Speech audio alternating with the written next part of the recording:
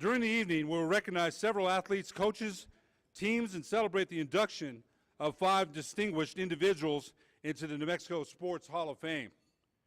This induction banquet is presented by Gala Chevrolet. ProView Networks is broadcasting this event live to the world over the internet on www.proviewnetworks.com and tape delayed on Comcast Channel 26. Please everyone stand up and clap for the introduction of the class of 2021.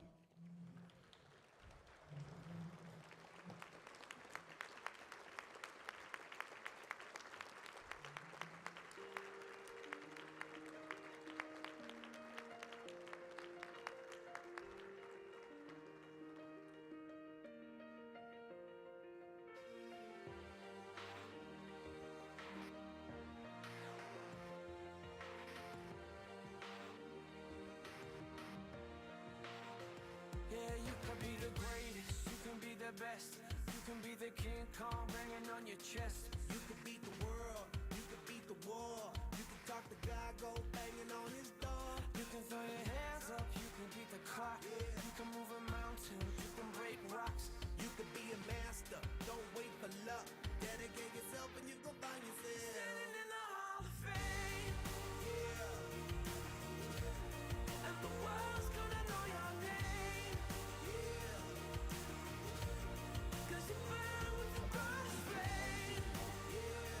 Please welcome the New Mexico Sports Hall of Fame induction class of 2021. First, Bill Gracie.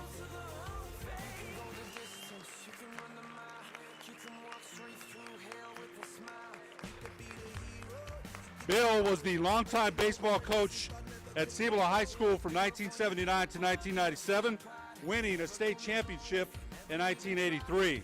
Bill also officiated the NCAA Division I basketball for 31 years and called 14 NCAA tournament games.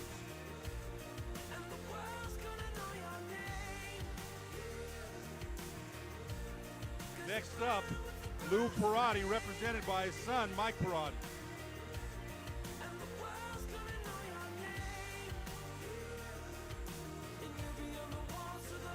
Lou founded the Perotti Clowns 5-man softball team and also played World Championship softball, where he participated in 5 ASA World Championships. Be students, be teachers, be politicians, be preachers. Be believers, be leaders, be astronauts, be champions, be truth seekers. Be students, be teachers, be politicians, be preachers. Be believers, be leaders, be astronauts, be champions. Standing in the Hall of Fame. And the world's gonna know your name. Emmanuel Manny Smith, represented by his son Lance Smith, also his son Mark Smith, daughter Deb Smith, and grandson Brock Smith. Manny was one of the greatest handball players that ever played in Albuquerque. Former Houston Rockets owner George Malou stated Manny was the best athlete he had ever seen in the Albuquerque area.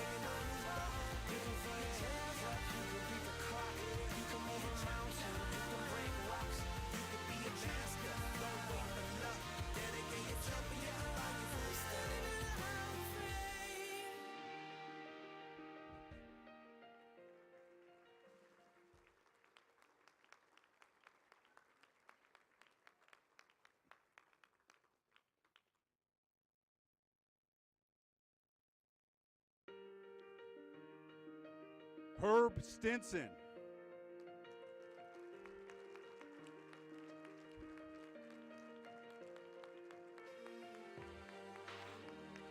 Coach Stinson's Aztec High School wrestling team won 12 state titles. Coach Stinson also coached 70 individual state champions. You can be the best. You can be the King Kong banging on your chest. You can beat the world. You can beat the war. You can talk to God, go banging on his door. You can throw your hands up. You can beat the clock. You can move a mountain. You can break rocks.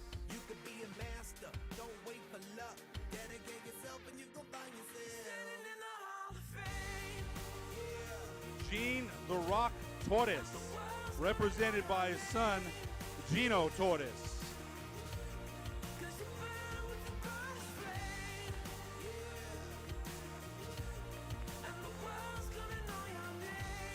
Gene was known as one of the best professional golfers in the Southwest during his career. You can run the mile, you can walk straight through hell with a smile. You could be the hero, you could get the gold.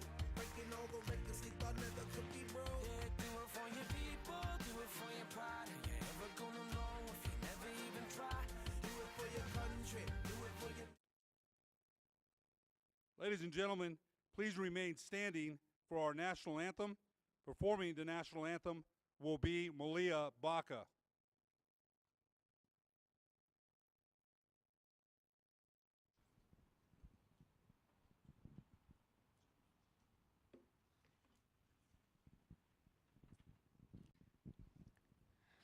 Oh, say, can you see by the dawn's early light what so proudly we hailed at the twilight's last gleaming, whose broad stripes and bright stars through the perilous fight o'er the ramparts we watched were so gallantly streaming, and the rocket's red glare, the bombs bursting in air, gave proof through the night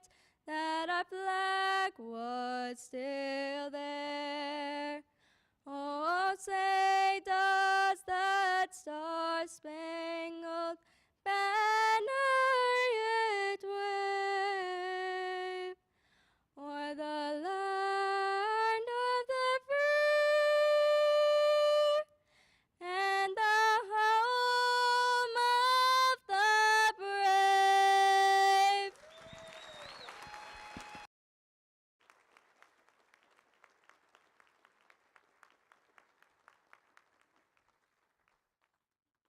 Thank you, Malia.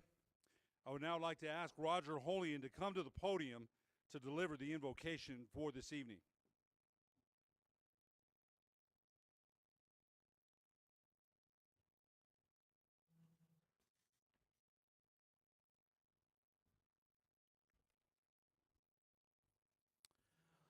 Let's pray. Heavenly Father, we come to you this afternoon, this evening. We invite you to grace us with your presence. Father, this event is dedicated to the recognition of athletes and coaches who have been involved within the sports arena here in New Mexico in one form or another. And each person is being inducted today has excelled and thrived in the area of sport. And it has been a blessing to so many within this community, within the state of New Mexico. They have worked diligently to cultivate the gifts that you have given them, and in return, we ask your blessing on them. May they feel very, very appreciated today. Thank you, Lord, for the opportunity to gather today to celebrate such exceptional people and the impact you've allowed them to make. Thank you for all those who worked hard and invested their time and energy to make the New Mexico Hall of Fame the banquet it is today.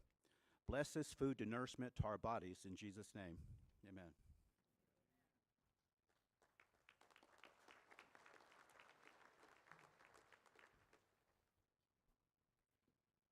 Thank you, Roger. Please help me welcome New Mexico Sports Hall of Fame Board President Theo Barella to the podium for some opening remarks.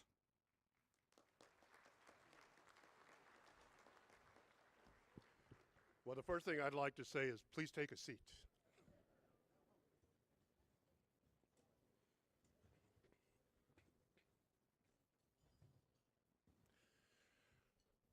My name is Theodore Barella, and it is a privilege to be president of the New Mexico Sports Hall of Fame. I joined the organization about 2.5 years ago, so I'm relatively new, but I was indoctrinated quickly by a pretty amazing group of people on the board. that made all of this possible. I'd, at the same time, like to thank our partner companies for coming to the table with financial help and help in many forms, lunches, breakfast, towels on the golf course. Without each and every one of you, this would not be possible. I want to give special recognition to Eddie Espinoza and Gala Chevrolet for really stepping up in a huge way for us this year. COVID made everything a little bit more difficult last year and this year, but we powered through because that's what we do.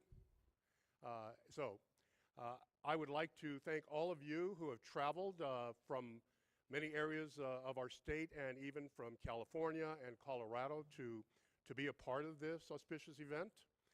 And again, it is my privilege to be part of an organization that honors people who not only made their mark on the field, but also off the field, because the inductees represent far more than just their success in the sport, but also in life. And I can tell you that we have yet another extraordinary class of people that we'll be inducting this evening. So thank you for being with us. Thank you for being a part of this. And we hope that you will continue to support our organization and watch us grow. One last thing I did want to say is this year will be the start of a new fund that we are creating. We're going to work very hard at. We love the portraits and the fact that the convention center gives us space to display past inductees. We want to build an actual museum and sports hall of fame. So we have a bricks and mortar fund that we will be starting with our new banking partner, U.S. Eagle Credit Union, by the way. Please continue to support us. Look for some great things to come down the road. Thank you for being with us, and have a great evening.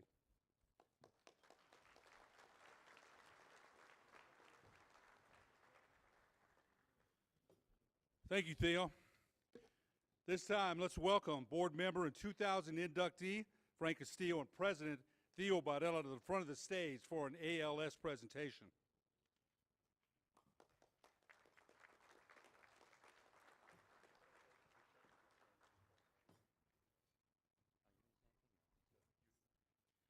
About 11 years ago, Gene Pino was diagnosed with ALS. Before that, he coached. Before that, he played at Belen High School, played football and basketball there. Then he went on to coach at Del Norte High School, where he was the head basketball coach. He did a terrific job as the coach of Del Norte. Then he came over, and I was fortunate enough to have him help me. And then he went on and worked at Central Office APS. The thing about Gene, in all the things that he's done in coaching and being an administrator and those types of things, he's always tackled it head first, head on. He's done a great job of being positive in all those positions. With that being said, in 2011, when he was diagnosed with ALS, he texted me and he told me about it, and he said, you know, Frank, that it's bad luck. That's it. And since then, he has fought it tooth and nail. He deserves a big round of applause. And by the way, the New Mexico Sports Hall of Fame is going to donate $10,000 in his name to ALS of New Mexico. Gene Pino.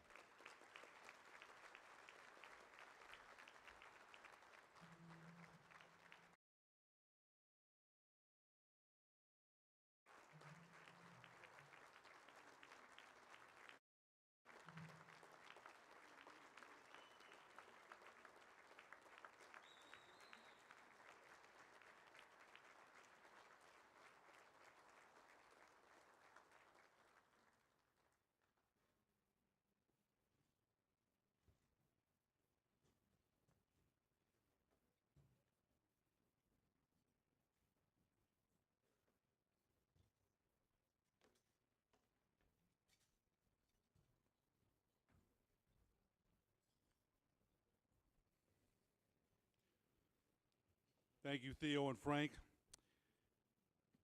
Please join me in celebrating two of the greatest sports heroes, Alan Sir Sr. and Don Perkins, who passed away since our last banquet in August of 2021.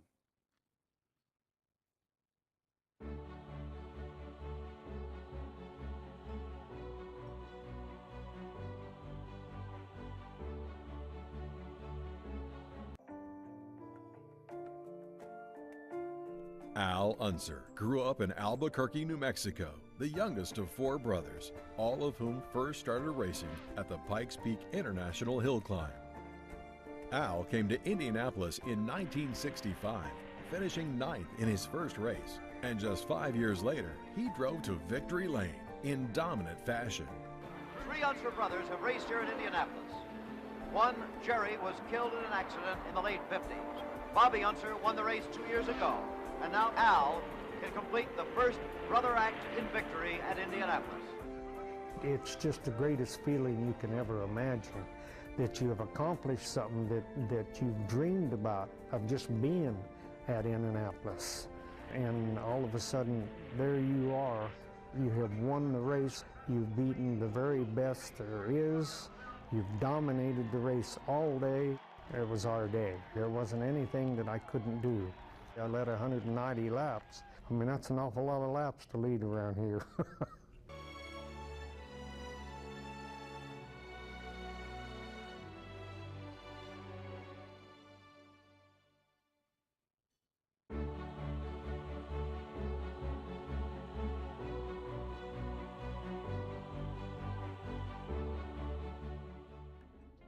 Perkins is the first great running back in franchise history, rushing for 6,217 in 8 seasons with the Cowboys from 1961 to 1968. He still ranks 4th in franchise history in rushing yards and 4th in rushing touchdowns with 42. He was a 6-time Pro Bowler and 3-time All-Pro selection. Perkins was inducted into the Cowboys Ring of Honor in 1976.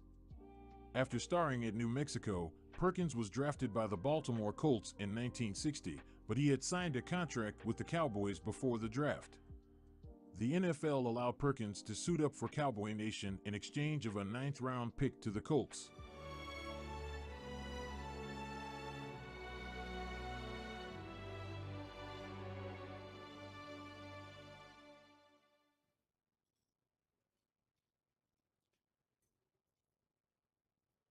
Let's give a big hand for the video for Al Unser Sr. and Don Perkins.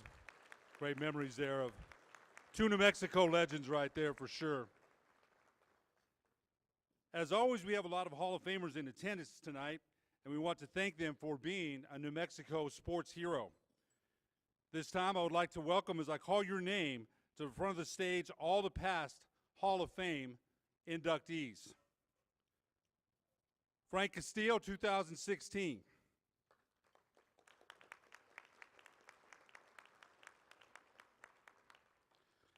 Jim Ciccarello, 2010. I think so, yeah. Susan Craig, 2019.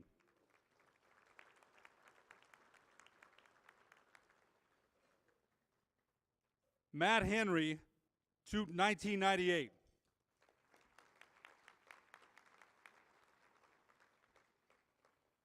Jim Johns, 2016.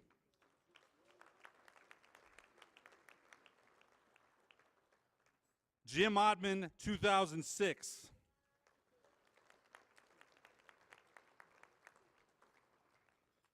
Buddy Robertson, 2007.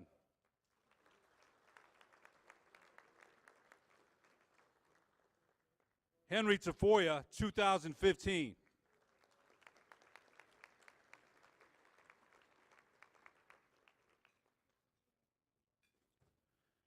Kenny Thomas, 2012.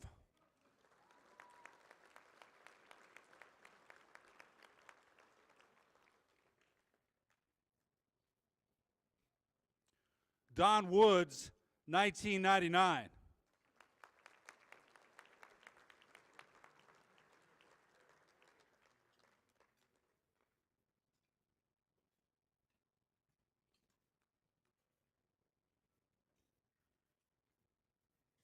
And last but certainly not least, Curtis Williams, 2018.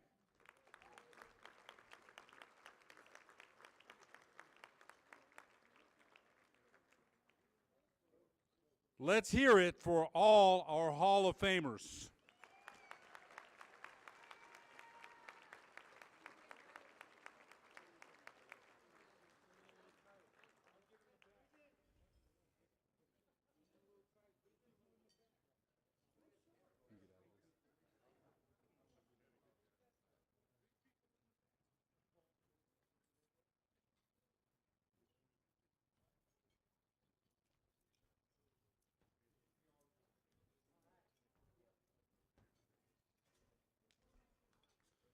Please enjoy your meal. We will get started shortly with honoring the class of 2021 inductees and annual award winners.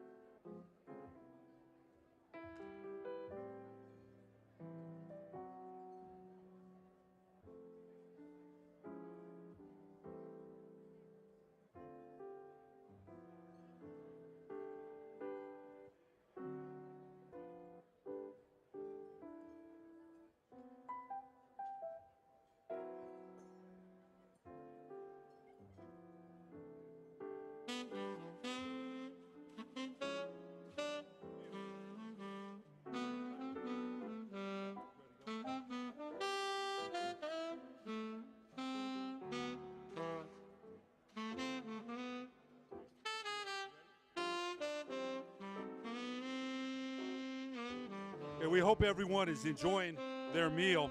It's time to begin our program.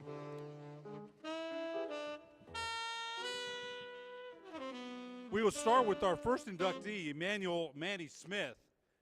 Manny was one of the greatest handball players to ever play in New Mexico. Manny passed away August 28th, 1995.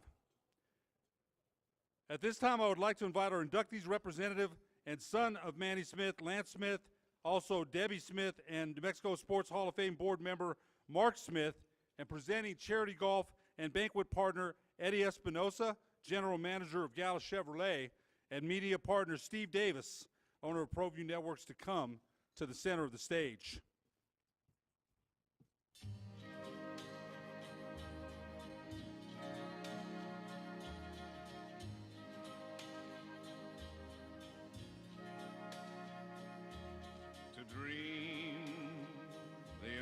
impossible dream,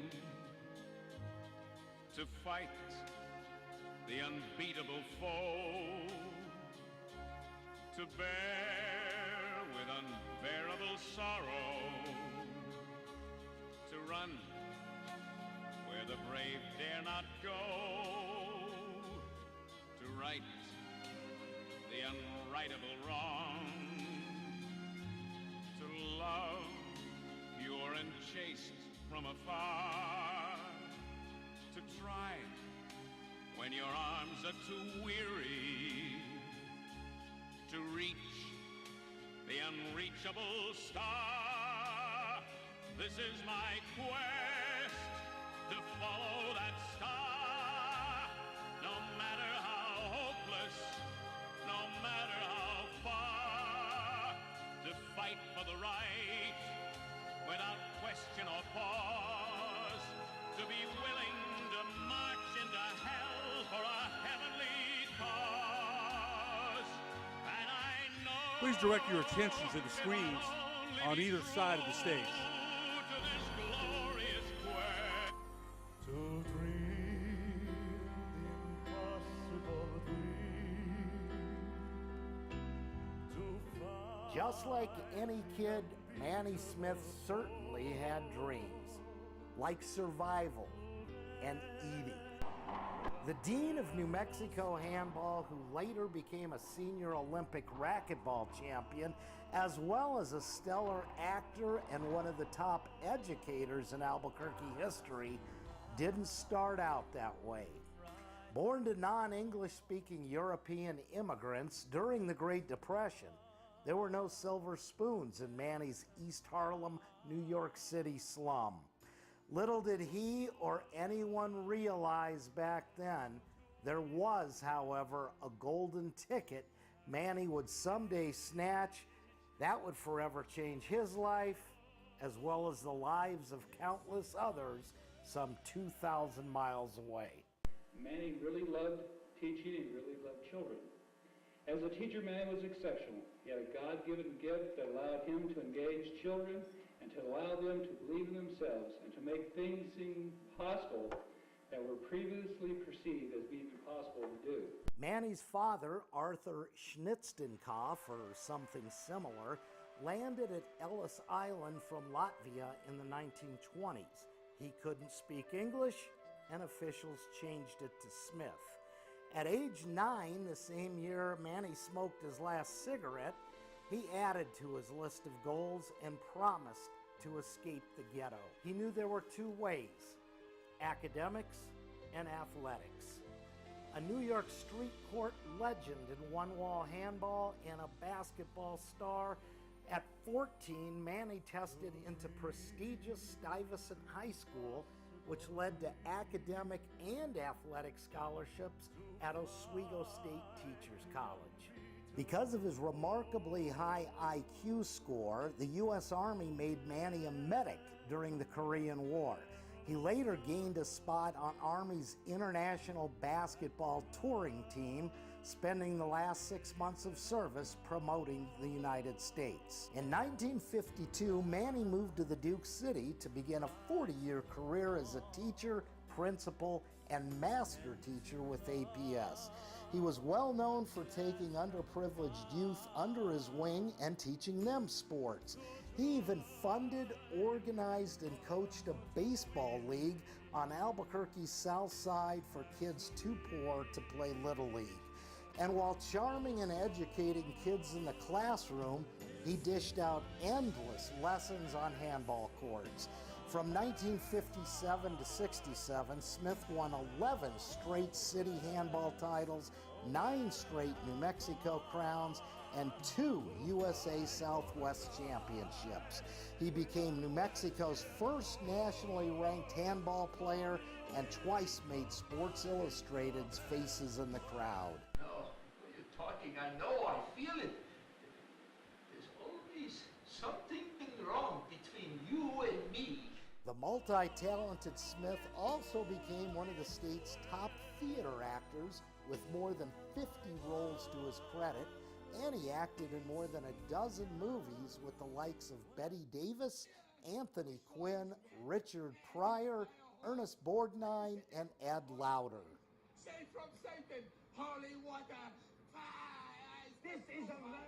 Numerous injuries ended Smith's handball days, and he turned to racquetball, winning 2 state senior titles and qualifying for the 1993 Nationals in New Orleans.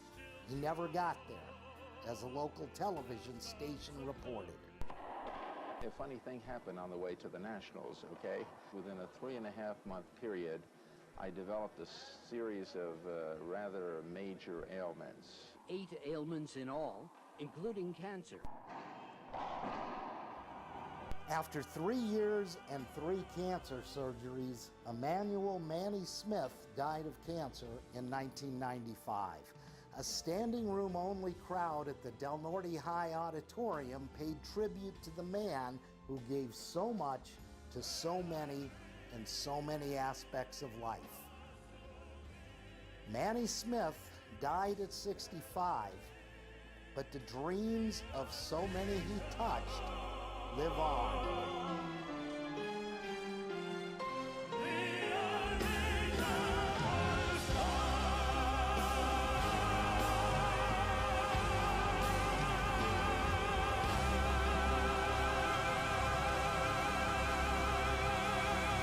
Please welcome Manny's son, Lance Smith, to the podium to say a few words.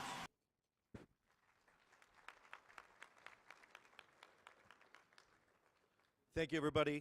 Good evening, and on behalf of my father and my family, I'd like to thank the New Mexico Sports Hall of Fame for this honor and extend my congratulations and respect to all this year's inductees and honorees. Sports have the potential to build community and to bond us all through competition, and they were an essential foundation for my father's worldview.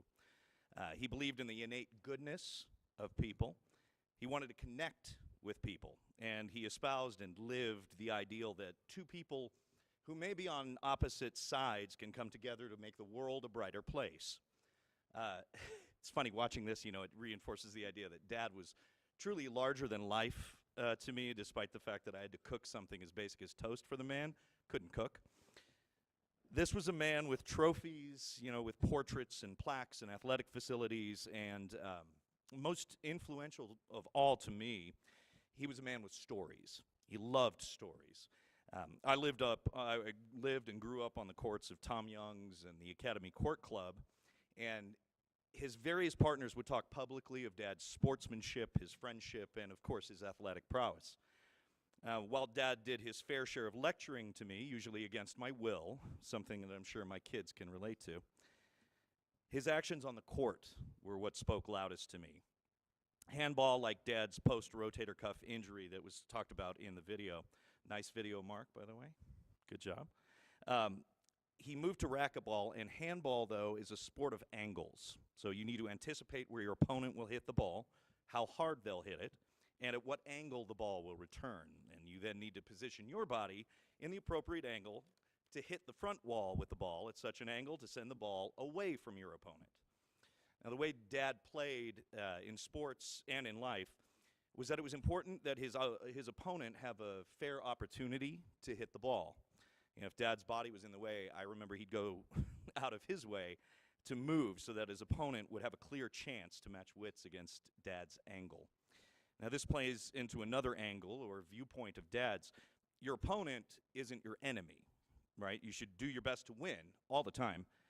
However, the fun was in celebrating the best in yourself and your opponent, even if you had to use your non-dominant hand, as Dad often did.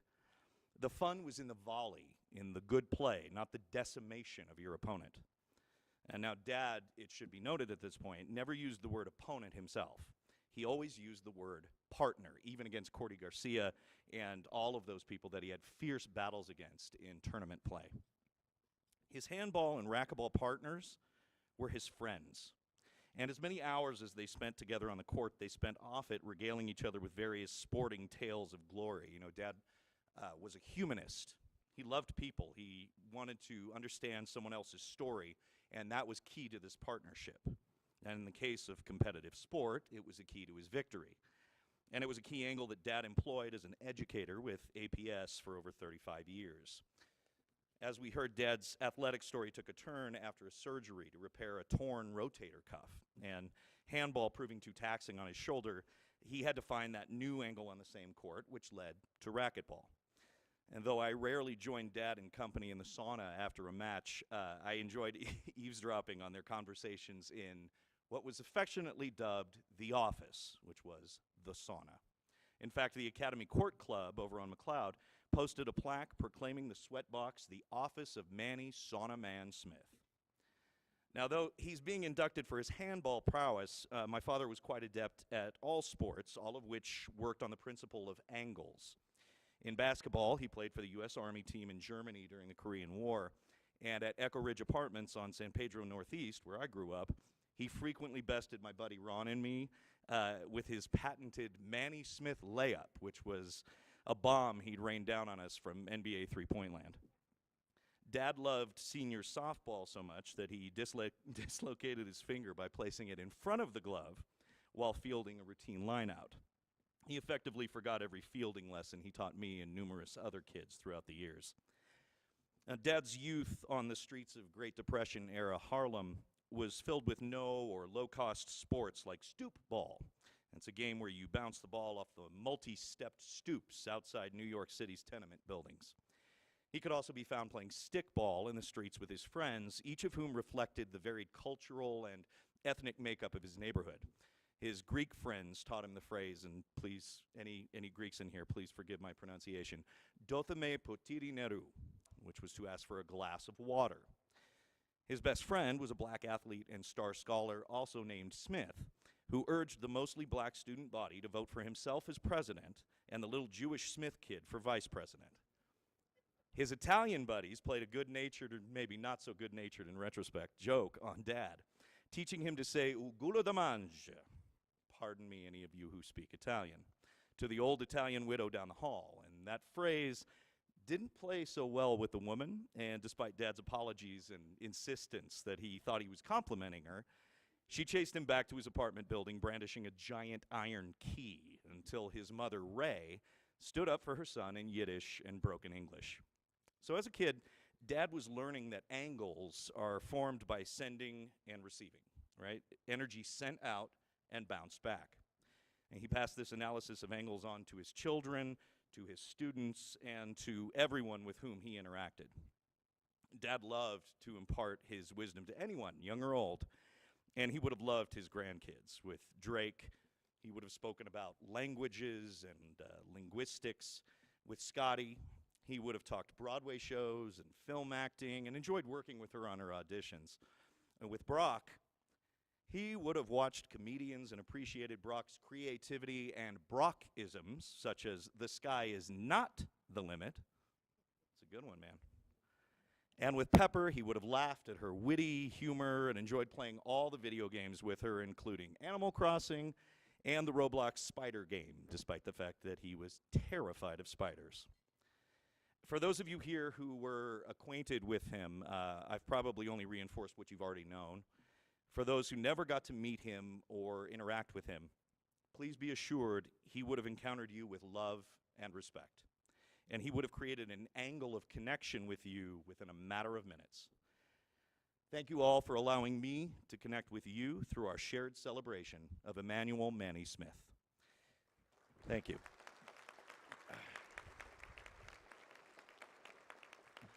I'd like to thank the family that's all gathered here, my sister Deb, my wife Colleen, daughters Scotty and Pepper, my nephew Brock, and finally my brother Mark. Thanks again for that video, it was great.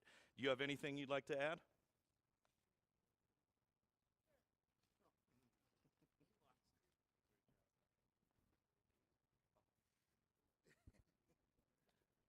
Brock Emmanuel Smith, by the way. It's an honor to be here tonight. I never got to meet my grandfather, but I've researched him and studied everything about him for a long time. Other people have told me a lot, and everything I know about him is great. He seemed to be one of the greatest people in my family line. I call myself Mini Mark after my father since we're so much alike. But today, I call myself Mini Manny.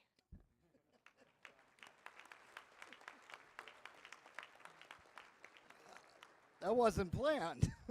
I wanted my brother Lance to speak on behalf of my dad. He's a theater actor professionally, and I figured he'd do a better job than a beat-up old sportscaster. Thank you all for coming.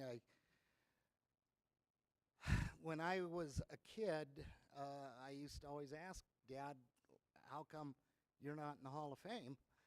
And he said, oh, no, this was mid-70s. And he said, that is for people who have really made it big nationally, guys like Tommy McDonald, Bobby Foster, the Unsers, my man Don Woods. Those were the kind of guys who made the Hall of Fame. Well, between what Dad did athletically over all the years, all the people he touched, his humanitarian work, the students he's had, many of you right here, his sense of humor, his acting, everything he did, I really think he is the epitome of what this organization means. And I know right now, I hate to be cliche, but I think he feels pretty darn accepted. And I thank you all for being here with that acceptance for him.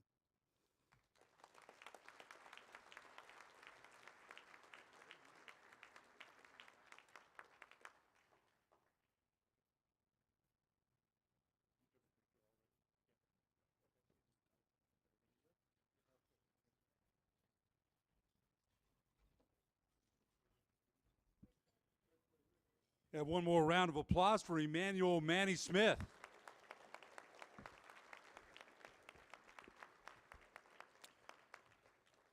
We now continue with tonight's program with the presentation of the 2021 High School Athlete of the Year Award. Being named the High School Athlete of the Year is a title so many of these young people strive for each year, but only a few reach. Each year it is amazing to see how many great young athletes we have spanning across all sports. These next two athletes fit the bill and exemplify the title.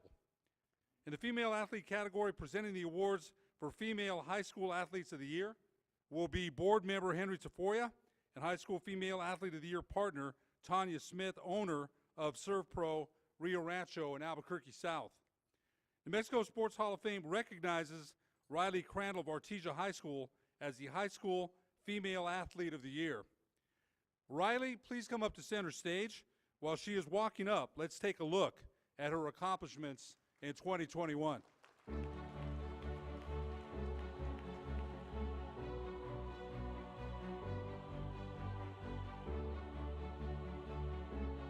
you from Lobo Softball Field. Beautiful day for softball here on this lovely Saturday. We've got our 4A state championship for high school softball. Number 1 seed Gala taking on the Bulldogs of Artesia, our number 2 seed. Riley Crandall played 5 years as a varsity softball player for the Artesia Bulldogs, helping leading the Bulldogs to 3 straight state championships between 2018 and 2021. Riley was named the 2021 Gatorade Player of the Year for a season where she had a .22 ERA, 131 strikeouts, and batted for 9 home runs en route to the 4A state championship crown. Her career numbers leave her top 5 all-time in home runs, doubles, wins, and second all-time in shutouts in New Mexico State history, all while maintaining a .424 GPA and being a treasured part of the Artesia community.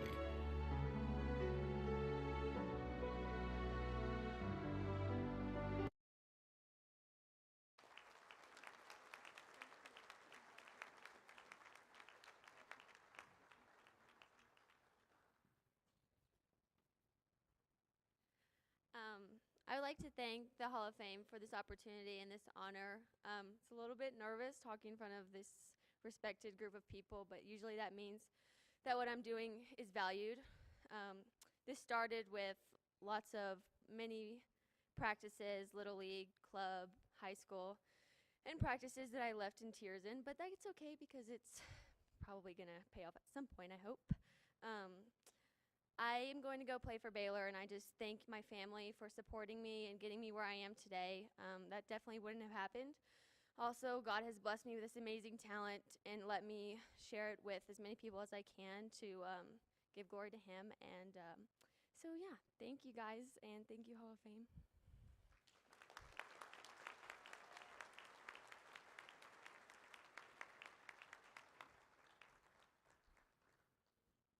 Let's give Riley Crandall another round of applause.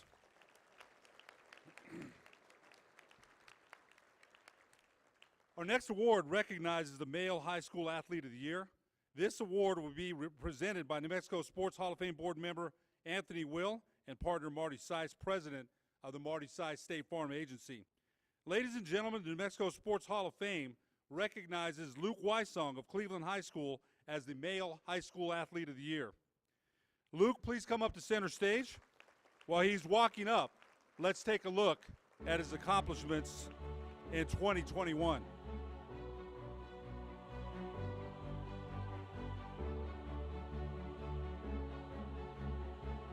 Luke Wysong is a special blend of an athlete.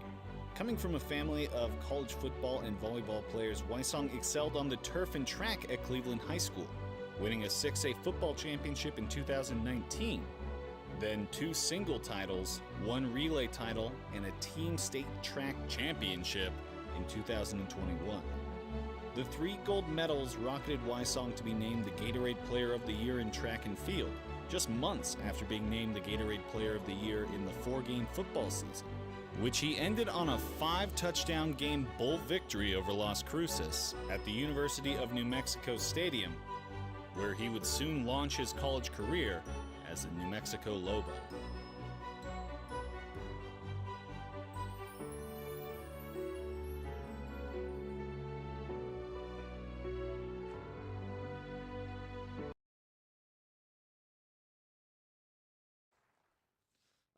First off, I would like to thank everyone here for coming, and I'd like to thank God for this. A special thanks to my mom and my dad. You know, they've got me to where I am today, and I'd like to thank Coach Ridenauer also. He's been a huge inspiration in my life. And my teammates and I at UNM are part of team number 124, and we just finished our fall camp today. So we kick off September 3rd against Maine, and I'd greatly appreciate it if you guys could all come and support, because we could use every single one of you. Thank you.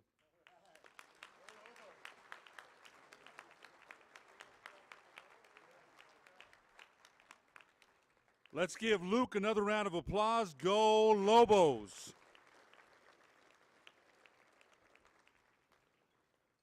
Our next inductee is Gene Torres. The portrait for our next New Mexico Sports Hall of Fame inductee will be presented by board members Tom Manning and Jim Abreu, with Hall of Fame and presenting charity golf and banquet partner Eddie Espinosa of Gala Chevrolet, Hall of Fame partner Sam Minner, president of New Mexico Highlands University. Our next inductee is Gene Torres. Most of his colleagues knew him as The Rock or La Piedra. He was known as one of the best professional golfers in the Southwest during his career. He worked in New Mexico Highlands for 42 years, where he was also the director of golf. Gene passed away June 12th, 2005.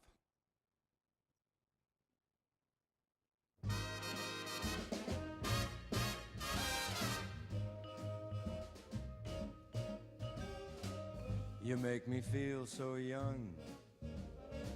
You make me feel so spring has sprung. And every time I see you grin, I'm such a happy individual. The moment that you speak, I wanna go play hide and seek. I wanna go and bounce the moon just like a toy balloon. You and I are just like a couple of tots running across a meadow, picking up lots of forget-me-nots. You make me feel so young.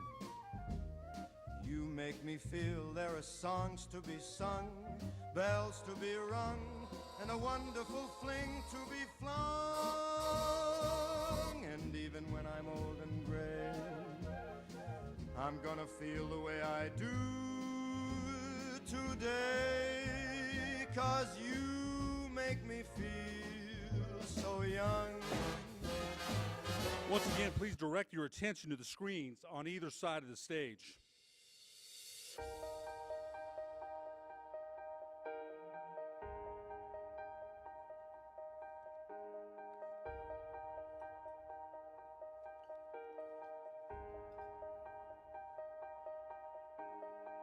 Gene Torres was born in Trinidad, Colorado on September 9, 1937.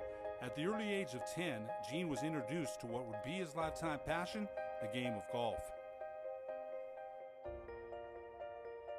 In 1956, Gene went on to win the Colorado State High School Golf Championship from 1962 to 2005. Gene was the head golf professional and professor at New Mexico Highlands University in Las Vegas, New Mexico.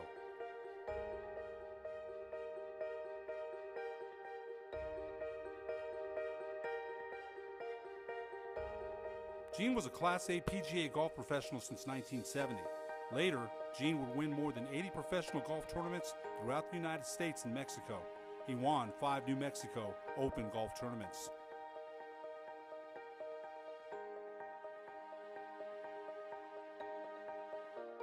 In 1971 in Pinehurst, North Carolina, he won the National Pro-Am Golf Tournament at the famed Pinehurst No. 1 golf course.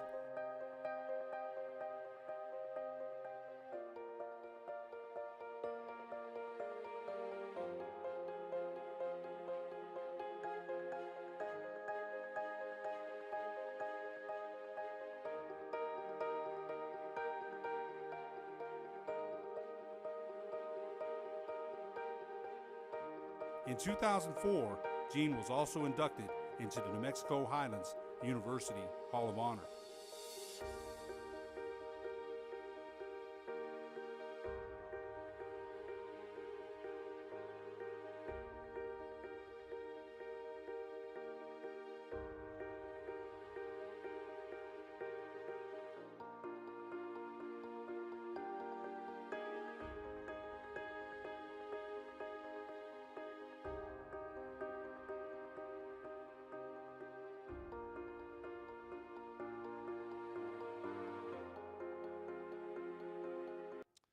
At this time, please welcome to the podium Gino Torres, son of Gene Torres.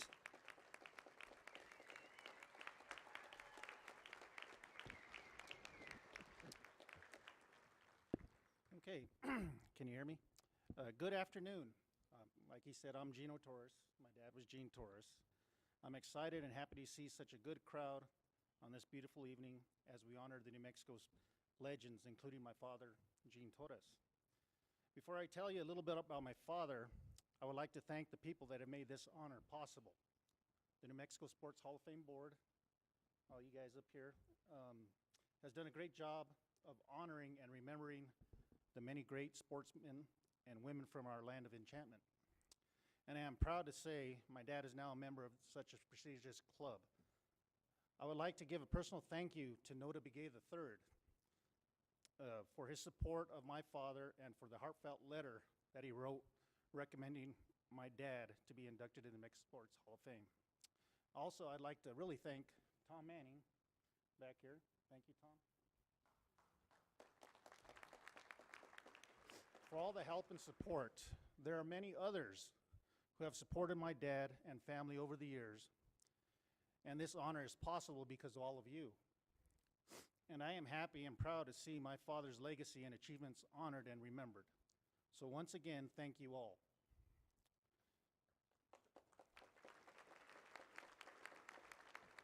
There's one more person I'd love to thank, and that's my beautiful wife, Vicki. For the last 2 months, she's worked really hard on getting everybody here. I got a lot of family here. I got my brother Glenn. I got my 2 sisters, my children, a lot of personal friends. Thank you for all coming. My father was known to most of you as the Rock, or in Spanish, as he said earlier, La Piedra. He spent much of his sports career in New Mexico. He moved to Las Vegas, New Mexico, where he was a head golf professional at the NMHU golf course, as well as a head golf coach for the NMHU golf team. For many years, he would host the Rough Riders Golf Tournament, which at that time was a premier amateur golf tournament in New Mexico. And what he would do is he played on the PGA Tour for a while in the early 70s, and he would try to make the course conditions as a PGA Tour would do. So he'd have those greens lightning fast and the fairways nice and cut where you could spin the ball. And, you know, he just made the course great. There was a lot of good players that used to come down. Ernie Fresquez from Albuquerque. There was Ray Cragen from Albuquerque. Marty Van Hecken. Lee Sanchez, which is here today, from Santa Fe, New Mexico. They loved going down and playing that tournament. And what my dad would do is he'd give a golf clinic on Saturday. He'd have a steak dinner, and then he'd do a golf clinic, and he'd show people how to hit shots, how to hit a little high cut, a high draw, low cut, low hook, whatever he wanted, he could do it. So they all wanted to come down and see him play. My father's golf career is what earned him tonight's honor. He won his first professional golf tournament at the Rocky Mountain Open in Grand Junction, Colorado in 1965. And over the years, he won over 80 professional golf tournaments. He won a record 4 New Mexico Opens in a row from 1968 through 1971. And they brought in one good player to beat him in 1972, and I'm sure you've heard of his name. His name is Lee Trevino. He beat my dad by 1 shot, and the gentleman sitting right over here, Lee Sanchez, was fortunate to caddy for my dad that year. So he has a lot of good stories on that too. You know, The Rock. One of the things that ever stood up with me about him is how he always compared golf to life. He said, you know, golf's the only sport where you call a penalty on yourself. So it's a testament of life. And it made a lot of sense to me growing up. Another story I have is I was trying to play in the New Mexico Open, and they had it at UNM South. I think it was in 1995. And he showed up late for our practice round. He always showed up late. His idea of trying to play golf was hit a bucket of balls and I'm ready to go. No, I'm out there busting my butt, doing everything I could. And anyways, we're on hole, I think it's hole 15. It's a par 5 or 14, I'm sorry. A par 5 at UNM South Golf Course. And he pulls up in his car right behind me and he says, hey, Rock, what are you going to hit on this shot? And I said, well, Dad, I'm just going to try to hit a high cut 3-wood. And he looks at me and he says, well, what's going through your mind? And I says, well, I'm just trying to hit it solid, Dad. And so I get up there and I hit the shot, and I hit a bad shot way right of the green, whatever it was. And he says, here, this is my thinking. He says, on the club face, here's the heel of the club, here's the toe. I'm trying to hit it between the heel and the sweet spot. Because I know that ball's going to go up high, land soft on the green. I said, well, let me see you do it. Sure enough, hit it right there, perfect in the middle of the green. And that was the difference between him and the average golfer like me. It's just how precise he was with his shots. On behalf of myself, my mother Dodie, which couldn't make it today, poor thing, she's not doing well health-wise. My sister Michelle, she's not doing very well health-wise, but I got my sister Janine, my sister Tricia here. We'd like to thank everybody for showing up today, and we are grateful and honored that the New Mexico Sports Hall of Fame has honored my father with this prestigious award. I know that The Rock is looking down, and I hope he is happy, as my family are, to honor his legacy and his accomplishments. Once again, thank you all for being here to honor my father, and thank you to the New Mexico Sports Hall of Fame for the great honor. Love you, Pops. Thank you.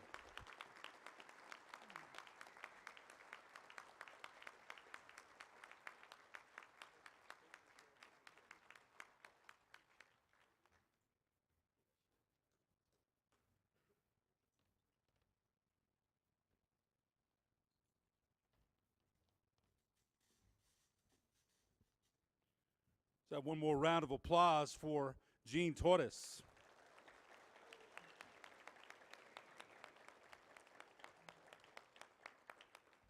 Presenting the portrait for our next inductee will be Board Past President Dick Johnson, presenting charity golf and banquet partner Eddie Espinosa of Gala Chevrolet, and Hall of Fame partner Holly Steen of Restoration and Archuleta Restoration and Remodeling. Our next New Mexico Sports Hall of Fame inductee is Lou Perotti. Lou played World Championship softball, participating in 5 ASA World Championship softball tournaments around the country. he founded and played on the Parati Clowns 5-man softball team. Lou passed away March 21st, 2015.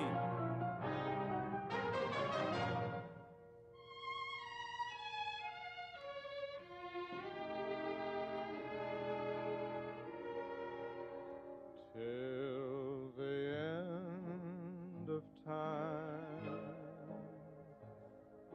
long as stars are in the blue, long as there's a spring, a bird to sing, I'll go on loving you. Till the end of time, long as roses bloom in May, my love for you will grow deeper with every passing day, till the wells run dry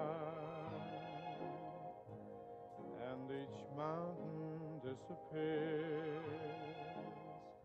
I'll be there for you, to care for you through laughter and through tears. So take my heart in sweet surrender and tenderly say that I'm the one you love and live for till the end of time.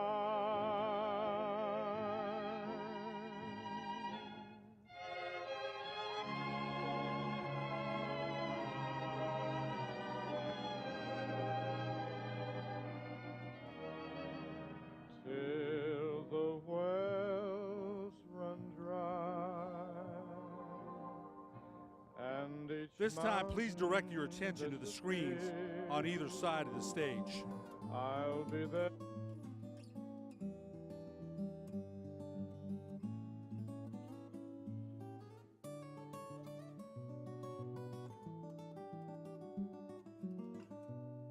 Born in 1920 in Colorado, Lou ran track, played baseball, and men's softball.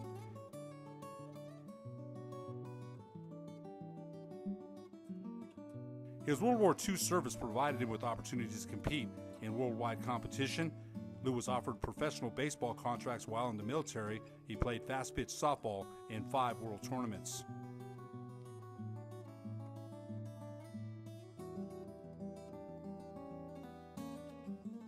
The success and lasting honors Lou and team members received began in 1953 with Lou's creation of Parati's Clowns, dubbed the Goodwill Ambassadors of Los Alamos.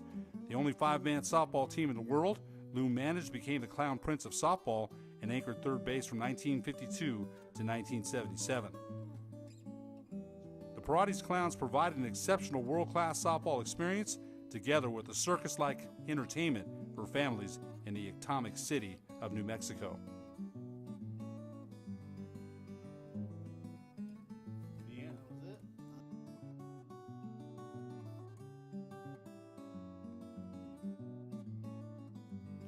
During 70 years of sports competition, Lou was prominently featured in the news year-round throughout New Mexico. Starting at third base and player coach for the S-Site State Championship fast-pitch softball teams with pitcher Bun Ryan, the team won a regional tournament and competed in another world tournament.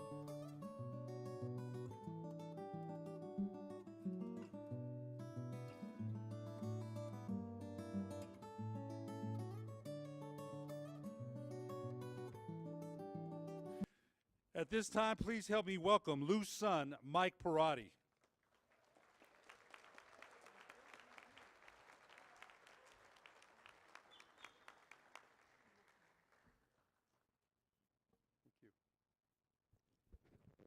Thank you. Can you hear me? Am I coming across so good? Oh, good. Maybe I better get this a little lower. Boy, I sure know how to dominate an audience with a... and I really want to start here, but I want to thank everybody for... they stole half of my speech already, but I'm gonna have to get a couple of things out that they missed. So, and good afternoon, ladies and gentlemen, my wife Patricia and I and my family thank you for coming to the induction of these exceptional athletes and coaches to the New Mexico Sports Hall of Fame. We are humbled by the induction of my father and thank the new president and the committee members who made this event possible after 2 years of the COVID postponement. I also want to thank the Los Alamos community and lifelong fans that provided Lou and the Parati Clowns with the resounding support to give them the incentive to paint up and play for charity for 30 years. Lou became, like many excellent natural athletes, we the children and the living public never get to see them until they're 34 to 40 years old, while professionals are planning their retirement already. Lou received national recognition as a champion in 5 different sports in world-class competition and received many treasured statewide honors for each sport, many community service awards and institutional board memberships, and a lifetime honors with the Kiwanis International. Locating documents and articles and photographs for Lou, he kept everything, but his 50 years of sports burned in the Cerro Grande fire in 2000. Thanks to Los Alamos Historical and the museum for creating a display of Lou's clown pictures, uniforms, props before the fire, which enabled us to create some of the photos we were able to provide the committee. Many of the tonight's honorees have roots in northern New Mexico, and as the more I hear, the more they do. Some of the family members here today, most of our family was buried in Trinidad, and also Walsenburg, Colorado, where he was born. In a rural community near Walsenburg, Colorado, orphaned at 6, Lou was raised strong and healthy by his siblings. The Herfino County High School, he displayed terrific athletic ability, but they didn't have many sports. So he played an exceptional third base for the American Legion baseball teams and enjoyed running 2 miles home and back for lunch each day. He advanced his skills playing third base for the local fast-pitch softball team, Walden High School. The U.S. Army provided Lou with many, many more experiences. After being drafted, he served in bases ranging from California to New York. He enjoyed the physical training where he excelled in every aspect. He was proud of always finishing first in the obstacle course training. At a New York base, he entered a divisional obstacle course event used to qualify men for a position on the national track team. He won the event and ran the mile in a track and field event in Canada representing the United States Army against Allied competitors. He won the mile race and had a beautiful trophy that also burned, of course, in the fire. During the period, he continued to play baseball and became a crowd favorite because of his playmaking ability. While stationed in Panama, he was able to play baseball with current professionals, draftees, and future major leaguers. Lou also played additional baseball while in the service, playing in the National Baseball Congress softball series that's held in Omaha, Nebraska annually, like it now is the high school's college World Series. It was in the service where he worked to improve his pugilistic skills. His eye-to-hand coordination and lightning-fast hands enabled him to be accomplished boxer, winning his weight class in divisional competition. Lou also offered minor league baseball contracts for the St. Louis Browns and Brooklyn Dodgers directly after the war, but his wife Lena was expecting their first child. He declined the low pay and traveled to be with family. Men's fast-pitch softball. Lou played as, I wish I could be as eloquent as the speaker that helped me here. Lou played third base in the New Mexico State Championship games for the Los Alamos Bombers baseball team, and at the same time was asked to play and manage the Los Alamos SI team. They won state, regional, and championships and went on to the coveted World Tournament. In the 50s and 60s, as many people I learned last night know, fast-pitch softball was played throughout the country in a dynamic semi-pro atmosphere. Competition was enormous and fielding errors were not tolerated Lou started third base in 5 ASA softball world tournaments for 3 separate New Mexico state champions, different teams from different areas of the state. Lou, through baseball play and as a military drill sergeant, he was able to develop and utilize his voice that was also his inside voice. His outside was the inside. He was just a good, loud talker. He used to project his clowns to softball crowds throughout the state and Southwest. He didn't need a microphone, just an audience. Lou learned years ago that the game could be dominated by a dominating pitcher. And as the player coach just returning from the World Tournament, he had that dominating pitcher, Bullet Bun Ryan. So with the exceptional infield play of 5 men, he came up with a plan. He called Bun and the 3 other excellent infielders, asked them to meet at the soda bar for coffee. He then proposed the creation of a barnstorming 5-man softball team that they paint up like clowns and play for charity.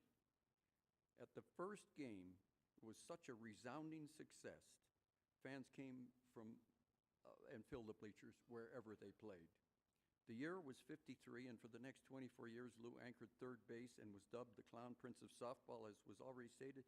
He created and performed a repertoire of over 40 props, on-field games, blindfold pitching, runners switching bases, displays of Dad's dexterity spinning tops on a plate and in his mouth, and things were going on during the game constantly.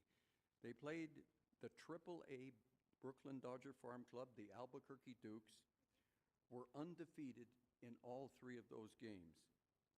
Those games were played with something unique, 2 sets of bases. And of course, our fielders had to cover 250 yards in case somebody hit it out of the infield. They raised over $200,000 for charity, $2 million in today's dollars, and were named the Goodwill Ambassadors to Los Alamos. The Clowns were featured in 6 national magazines, including the first issue of Sports Illustrated. My many clown and S-site games were played against Albuquerque, Santa Fe, or Espanola teams in our district, including the Kirtland Air Force Base. They were great corporate teams, and in later years, Hal King Hayden played a game or 2 with the Parati Clowns, one against the Rocks, and a portion of a game against the Dukes. And anyway, he played everywhere in New Mexico. One year we were invited to my Aunt Gloria, who is here with us today, and Uncle Richard Ruffini to play at the annual TRC Fiesta featuring Ralph Edwards, the host of the radio and talk show at that time and TV show, This Is Your Life. And we led the parade downtown and then played a wonderful game with them, and it was quite a feature for years. They played against the Rocks, the New Mexico State Penitentiary team, in the penitentiary many times. The Clowns were so loved by the inmate team, they looked forward to a game each year and presented each clown member with a colored chalk drawing showing them painted up as they were the previous year. In the case of one clown, he received many, many drawings once because he played an address that year. The Clowns games were well received. Lou and the Clowns were presented with a commemorative document for providing entertainment and respect to the inmates. When the Clowns were approaching the end of their career, the penitentiary actually allowed the inmates to play their first ever, and probably the only one I know of, away from the penitentiary in Los Alamos. They were transported in a school bus, entered through the right field gate, and parked just short of their dugout on the right field line. There's a thing that Dad did whenever Bun pitched blindfolded. He would start teasing the umpire just in case that, of course, Bun would always start it out by throwing one over the top of the screen, hitting the screen, making a bomb. It sounded like a bomb going off when the 100-mile-an-hour fastball hit the screen. But what he would do was if Bun started out, and it was a tremendous blindfold, if he started out with a couple of balls that were called balls, what Dad would do would tell the umpire, wake up, ump. You open up. You're missing a hell of a ball game here. And then if he threw another ball, you can't allow anybody to get on base because then problems could affect the rest of potential acts that we were going to do. So he would then tell the umpire if he threw another ball, "Hey, umpire, you wouldn't rob a blind man, would you?" But only once did I hear this at the state penitentiary where one person stood up in the audience and said, "How in the hell do you think he got in here?" And that brought the house down, and they were stomping on the chairs and everything else. It was terrific. The Los Alamos commissioned an artist, Susan K. Daly, for the creation of the giant mosaic monument as a tribute to the Parati Clowns, showing their appreciation for the five-man softball team. In men's golf, Lou was introduced to golf by friends at the age of 40, and he loved it. Articles quoted him as saying he would have started it earlier if he had had the opportunity as a youth.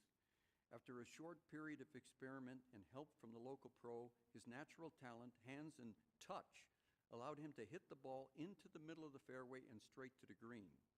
He simply eliminated mistakes and allowed him to progress from nothing to championship flight rapidly.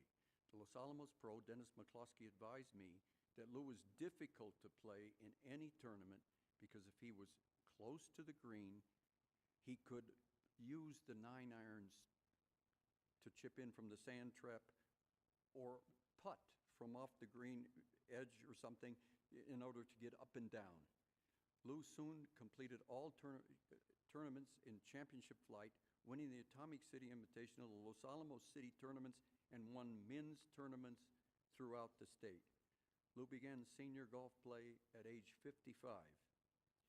He won the Los Alamos Men's Senior Championship 6 years in a row and set the course record for seniors. Lou was very proud of shooting his age 8 years in a row from 66 to 73.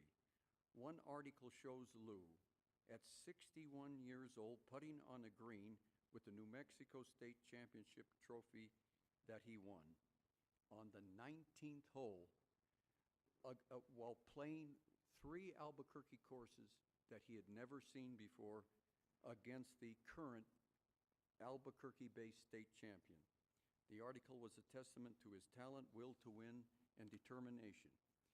After winning 2 state championships, he competed nationally with professionals, including Lee Trevino, at Cherry Hills in Denver and in San Antonio, Texas, where Dick was in charge of a giant tennis complex there and waved to Lou.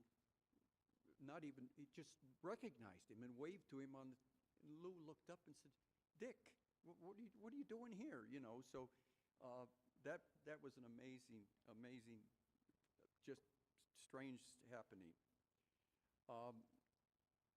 In 1990, Lou, together with Santa Fe's Ray Torres, created the Northern New Mexico Golf Association. Lou, then 69 years old, organized members of several clubs. He agreed to be president and board member and handled communications for 2 years. The association would grow to over 375 golfers and rapidly moved into southern Colorado. Dad received the giant replacement Nambe platter for the one that he lost in the fire and the only trophy he had left. Bowling Achievements, Lou sponsored his teams under the logo in the Merchants League, his flower shop or his restaurant. He competed in local, state, and national bowling congress tournaments from the first in 53 to at least 1973 as their anchor man. Each team won the Merchants League, played in 3 games a week to get through the winter months. Lou wanted to try the new Tiwa lanes in Espanola, so he joined the team and played in a tournament. Lou rolled 10 strikes in a row, a game of 288, a city record, received the trophy for the Century Award for hitting 100 pins more than his average, and the high scratch series of 662. He won many trophies and honors, competing in state championships at the 10th annual state tournament.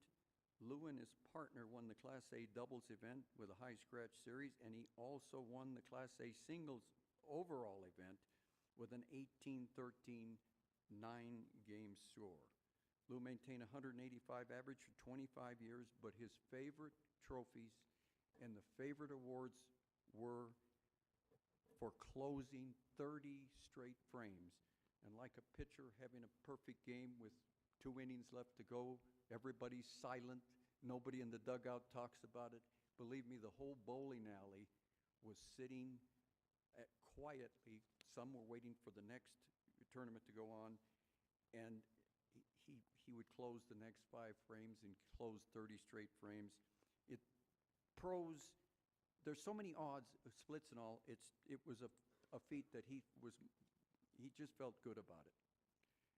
Community involvement. Lou and wife Lena were deeply involved in projects to help the community that they loved for 60 years. Lou and Bun were honored by the city with the coveted Living Treasures Award in the second year of the biannual award in 1990.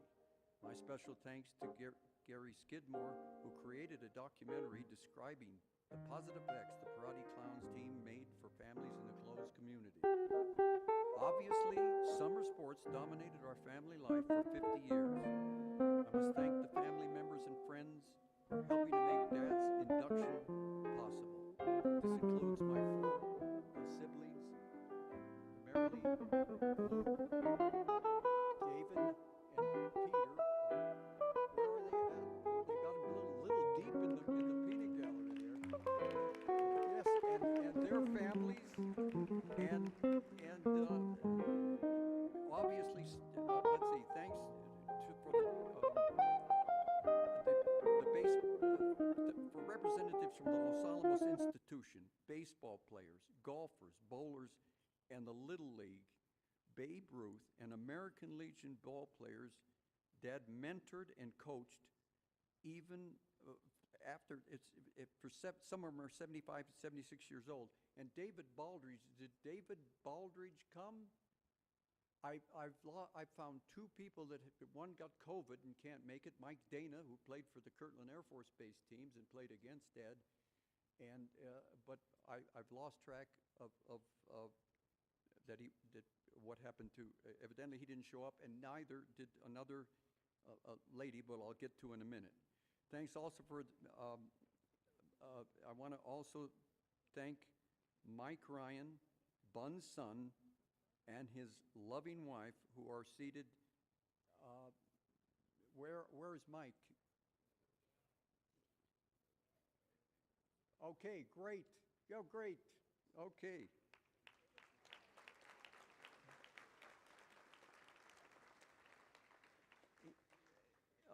I thought Mr. Archuleta was going to.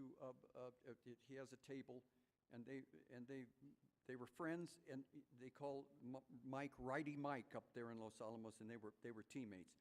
I'm very grateful that one living member of the original team is able to share this great honor with us, and that is Mr. Verdi Raper, who is down here at Michael's. My son Michael. That's my son Michael's table.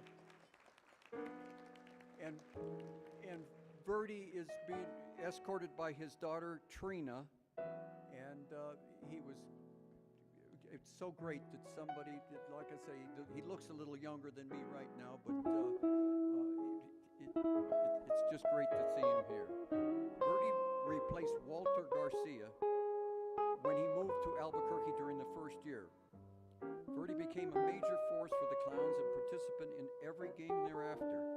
And like Bun, he and his wife became lifelong friends of the family. Jim Higgins joined the team later and represents, like Verdi and Walt Garcia, an exceptional ability to cover the gaps between shortstop, second base, and the speed to run down anything deep, to hold a runner to a single versus a triple, and the arm strength to throw the guy out at third if he didn't realize he was being baited into trying to take an extra base. Hopefully, Jim is watching us on the computer link at home with his daughter. God bless you, Jim.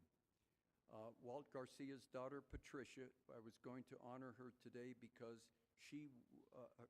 her father, also a Hall of Fame nominee, and also a great golfer, um, she is a sweetheart that came to Dad's funeral along with some of the others that I mentioned, and I just wanted her to be here, but she also has not been able to make it, I believe. And so I want to thank everyone in attendance, and I would like to say, if I have one more minute, to talk about the best play I've ever seen in my life. And this is, out of all the millions of plays that I saw, behind the back catches and crazy things like, picking up bunts in the middle of the field and then throwing sidearm. And one thing stood out to me, and that was against the Albuquerque Dukes. Stadium is very close to full, because by that time the regular players that were going to play after our game, the stadium was full, quiet as a mouse, because Dad had started his routine while Bun was pitching. He picked the biggest, strongest looking batter that there was that was going to hit a home run, and he started to heckle him by saying, "Sir," or to the batter, "Bun, you got him on your hip. He can't hit you. Don't worry about him." The guy took the first swing and took the air out of the ballpark. He was trying to hit it 700 miles. And the next pitch, another swing, it was going to go 700 miles.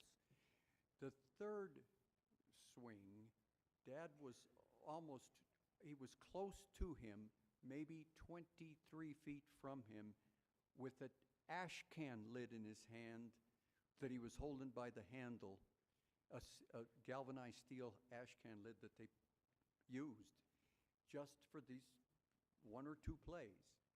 And Dad is standing there, and the next swing, all you hear is bang, bang. And Dad is standing there, and people had just seen the string ball, blindfolded pitching, and they did not, there was silence until Dad raised his arm to say he had caught the ball in the ash can lid. And it was just the best play I've ever seen. Jim Higgins also mentioned it on tape on the film that we sent in. Thank you so much for listening to me. Thank you. Have a wonderful trip home and be safe. Thank you so much. You guys are great. You did a great job. Thank you. God bless you. You okay from the fall? You okay? God. Let's give another round of applause to Lou Perotti.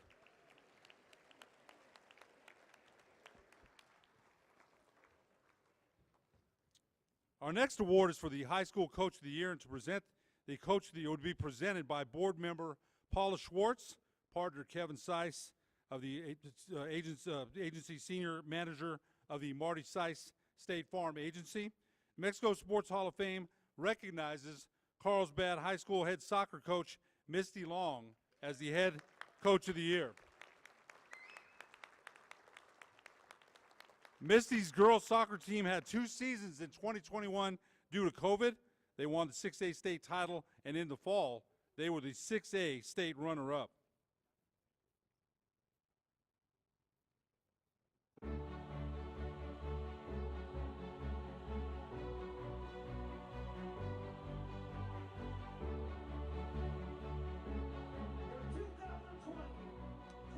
Misty Long's journey to a championship title began in the early 90s as a goalkeeper for the Carlsbad Cave Girls and culminated in leading them to winning the 2020-2021 5A state championship as a coach. Long returned to coach the Cave Girls in 2008 and over the years has won over 200 games in 9 districts. She led the Cave Girls to their very first ever finals appearance. Carlsbad are the first Southern school to win the girls soccer state championship in 15 years. Carlsbad would follow up their success with a second finals appearance in the 2021-2022 season.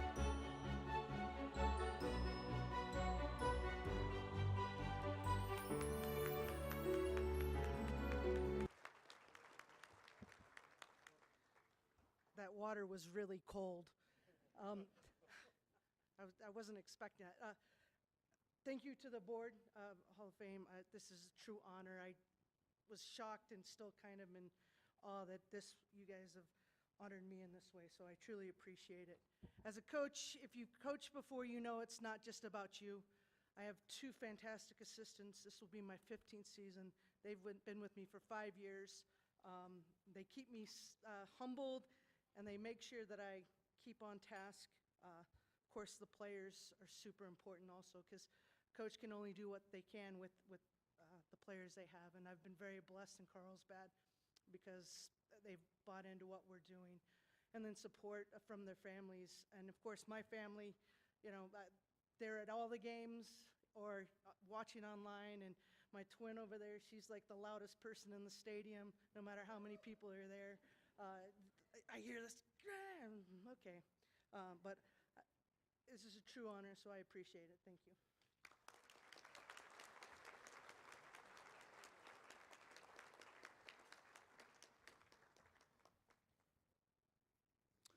Let's give Misty another round of applause. Keep up the great work. Presenting our next Hall of Fame inductees, board member Russell Goff, and presenting charity golf and banquet partner Eddie Espinosa of Gala Chevrolet, and Hall of Fame partner David Gonzalez, owner of Stomp Athletics. Our 4th New Mexico Sports Hall of Fame inductee is Herb Stinson. Herb's Aztec High School wrestling teams won 12 state titles. He has coached for 48 years and soon will be starting his 49th. From 1989 to 2000, his teams had an unbelievable match record of 221-3.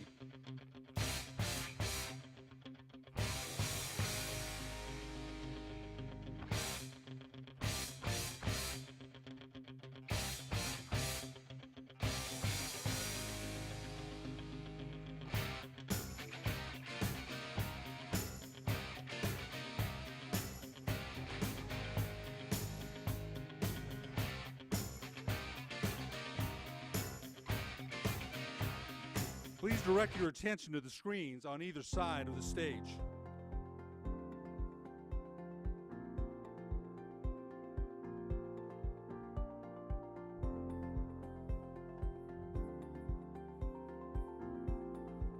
Coach Herb Stinson graduated from Aztec High School in 1970, where he was a member of the National Honor Society FTA, marching band, served as senior class president, and lettered in football, wrestling, and track.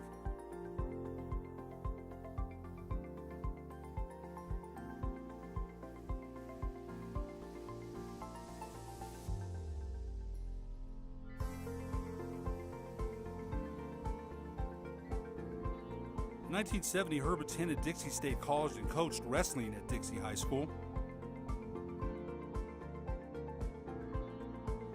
1971, after receiving a wrestling scholarship, he transferred to SUSC, now known as Southern Utah University.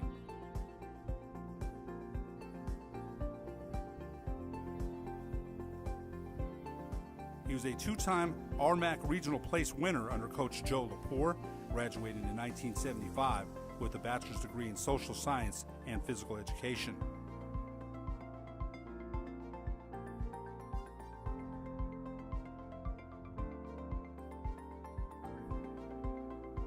After returning to New Mexico, Herb was hired in Aztec in 1976, where he taught and coached football, wrestling, and baseball for 24 years.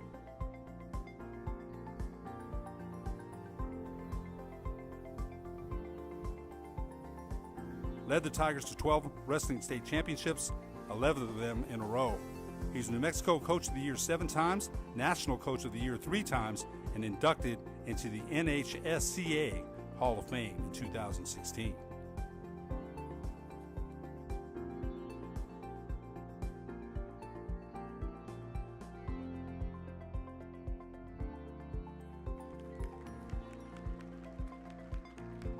At this time, please help me welcome Herb Stinson to the podium. Thank you. Thank you very much. Theo, this is a 9-page speech, but it's just in 24 fonts, so we'll be okay. Of course, I'm very humbled and grateful for the prestigious award. And any man who thinks that he made that trek alone is a fool. There are so many people who over the years who have worked hard to get me to this crowning moment. Many of them are here today. Wrestling has been one of my driving forces for over 50 years. I start down the road of accepting the fact that I will be ending my coaching career soon, and that's okay, because there is a life outside of coaching, I guess. At one point I thought that I would lose my identity, but obviously I'm not going to lose my identity. They think I'm a legend. Well, I'm still alive. This will be a three-part speech, so bear with me, and please, if I get emotional, that is me. I get emotional. Part one has to do with history, because I got that degree at Southern Utah University, and I think history should be taught. Mom and Dad played a heavy part in my direction with their attitude of no fear. No fear is trying something new or different, because the worst thing that can happen is failure, and we all know failure is the mother of success. Dad, Howard Stinson, dropped out of Aztec High School his 9th grade year, and as many did in the 40s, he went into the military. Dad was on the newly commissioned Valley Forge, the last of the wooden top carriers, where he received his GED while on board. Although he was primarily involved in the mop-up time period, it was his being stationed in Japan during the occupation that he met Mom, Sachiko Shiotsuka, a young lady of samurai descent who had survived the bomb, living 60 miles from the first bomb and 112 right in the middle between them. Mom was spoiled, as she had grown up with the wealth and influence in Japan, a far cry from a farmer's family in Aztec, New Mexico. Her dad had forbid her from seeing a GI, and many of you know, up until 1950, if you were a GI and you dated a Japanese girl, you would be arrested. Okay, that was the law. But love prevailed, and they got married in Japan in 1951. And I was conceived there and born in Farmington, New Mexico. Their no-fear attitude was my calling card to this day. After living in Maryland while Dad was getting out of the Navy, Mom, a 100-pound, 5-foot-tall Japanese girl, had to drive from there to Aztec alone with a 2-year-old. No fear once again, as the Navy would not allow Dad to transport his family. After 2 years of working in Aztec, and as Dad said, starving, he went back into the military. This time the Army. And we went to Korea, where we were stationed out of Japan, where we lived for a year. Upon returning to Aztec, Mom would not let me speak any Japanese. As we all know, Japanese were not well received and understood, and that's understandable. But chin up and fast forward to my sophomore year at Aztec High School, and after deciding, because of a great man named Jerry Parker, I went out for wrestling. That season, I made the commitment to become a teacher and a coach in 1967. And that would, with a no-fear attitude, dictate my life to this day. Part two, the journey. I played football, I wrestled, and ran track at Aztec High School. Was I an outstanding athlete? No, not at all. But I learned early that you only get out of it what you're willing to put into it. My love of football was the greatest. You could literally hit somebody and get away with it. Now, wrestling was different. We all know that football is basically a 7-second play, and you go back to the huddle and you go find somebody else to hit. But wrestling, that's 6 minutes. It's a 6-minute match, and if the guy's tough, you got your hands full, unless you prepared right. And track was just plain guts while running the 800. I hated every step of it, but I knew it would make me a better football player. I love my coaches, Marty Steffen, and was devoted to my wrestling coach, Jerry Parker. And even my college wrestling coach, Joe Laporte. I came away with a feeling of accomplishment. My accomplishment was to become a coach. So when it was all said and done, I was a teacher coach. But as a young coach, it was all about me, which something that I learned that can be very counterproductive. As a young coach in 1979, I had a physical breakdown after the season. And the doctor asked me an important question that stays with me. Do you like what you're doing? Because if you do, you need to change the way you're doing it. And I did. And I learned early that if you coach for the kids and not for yourself, great things can happen along the way. Along that journey, and that can be the great journey if you just let it be. And I can honestly say mistakes were made, but corrected for the betterment of my athletes. The no fear, well, it continued when I decided, with the help of an old friend of mine in high school, my wrestling buddy Jerry Marks, whose son was wrestling for me. He asked, just what did Aztec need to do to get to the next level? So right out of the hat, I said, we need to get out of the area to wrestle. And he asked, where? My response was, Hawaii. And why not? So in 1990, Aztec went to the toughest tournament held in Hawaii, the Iolani Invitational Duels. And we won it over West Torrance of California. And Aztec was off and running for the next 11 seasons, wrestling all over the country and winning 11 straight state championships. That was a no-fear attitude being developed in our program. We don't care who we wrestle, because the worst thing that can happen is you lose. But if we give it our best, we could open doors never before seen. Fast forward, thinking outside of the box, I continued my journey as I traveled from north to Bayfield, Colorado for the next 12 seasons. Why would I leave such a solid program? We just won 11 straight. A few reasons. Retirement and getting a second retirement. As we all know in education, there's two ways to go get a solid retirement. Go to the dark side and become an administrator, or double dip. I chose double dipping in a new challenge. The 12 years at Bayfield taught me so much, and the people there were so good to me, but I was humbled. It wasn't an easy switch. We made great strides, but I had to learn to adapt and become a better coach. I will be forever grateful for my short time in Bayfield and the people there, because Aztec is home, and it will be until I die. We're to part 3 now.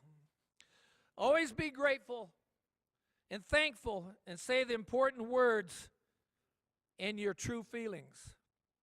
First, to the New Mexico Sports Hall of Fame Committee for this induction and honor. These people do countless hours of work, not only set up this banquet, but to check on the inductees and to make sure that they are who they want representing them.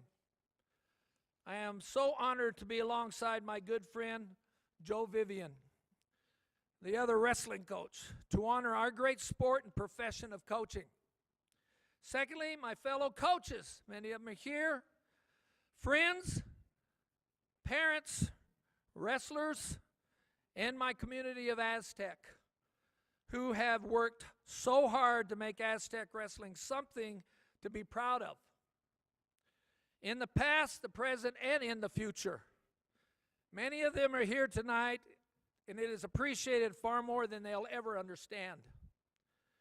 Together, we built a 100 by 50 wrestling room with private donations that will enshrine what Aztec wrestling will represent for the future generations. The many coaches, doctors, lawyers, military, police, engineers, presidential appointees, state representatives, businessmen, and just plain hard-working men and women who have wrestled in Aztec. They are what it is all about. Thirdly, my family. Wow. what sacrifices they have done for me and for Aztec. My son Jeremy and Travis are state champion wrestlers and now are highly successful in their field of endeavor. My daughter Tanya, who is my left hand in my many adventures, keeping me straight on what to say and how to say it, so that I am more politically correct, she says. My kid's mother, God bless her soul, was there in the early years and gave us such great kids. It is sad that she was taken from us by cancer. And what is sad is that that C word is so prevalent in our lives, where 1 in 2 of us men and 1 in 3 of you women will contract some form of it in our lifetime. And not enough money is spent to cure this, while billions go wasted by our government in frivolous things and committees. My sister, my brother, who had to grow up with another parent, not a brother, I actually had to teach them, but they helped to, I learned from them the mistakes I made in raising my kids the right way. My goddaughter Michaela, who is a working example of just exactly what I preach every day. My deceased parents, who continue to teach me, you only get out of life what you're willing to put into it, so do it with no fear. And Terry, my wife, who has followed and supported me in my coaching. Without her continuous support of me and taking care of Mom, and you have to understand that when Dad died, he said, you will take care of Mom. And Terry ended up with the brunt of that work in our home, as I still was too busy doing what I loved doing, being a professional coach. And I can honestly say I've never had to work a day in my life as my life has been coaching. I want to end this with thank you, Lord above, and all for being here, as I am so grateful for what I have been given. Amen.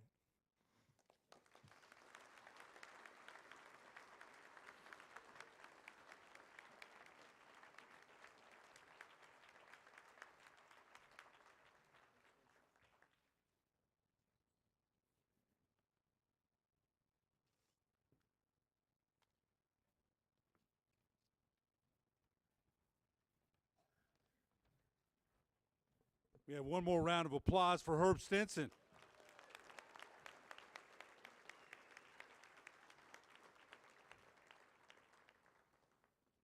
The portrait for our next Hall of Fame inductee will be presented by board members Frank Castillo and presenting charity golf and banquet partner Eddie Espinosa of Gala Chevrolet and Hall of Fame partner Mike Rangine, owner of Grand Corps Enterprises. Our next Hall of Fame inductee is Bill Gracie.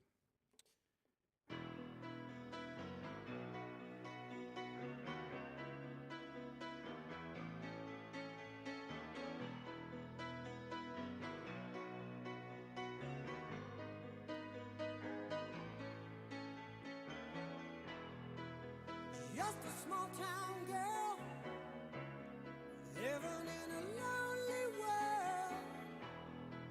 She took the midnight train going anywhere. Just a city boy, born and raised in South Detroit. He took the midnight train going anywhere.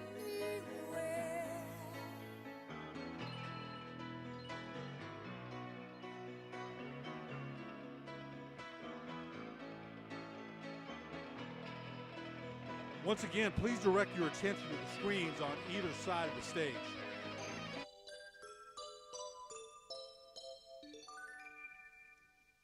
The season's beginning, and I'm just grinning, waiting for the Cougs to take the field. Coach Bill Gracie is a man who has a winning plan. The Cougs will play the way to excite those Cebola fans. We're talking baseball, springtime in New Mexico. Talking baseball, and the Cougars are around to go. For over 40 years, Bill Gracie has been and continues to be coach, mentor, and an inspiration to countless young men and women in New Mexico. Gracie coached boys baseball at West Mesa, Cibola, and the Cueva High Schools and club baseball in New Mexico. Overall, his coaching record boasts 8 state championships. With Gracie as assistant coach, Lobo women's softball achieved a 4-year record of 127 and 84. Gracie was inducted in the Cibola High School Athletics Hall of Fame in 2014 and into the New Mexico Baseball Coaches Association Hall of Fame in 2020.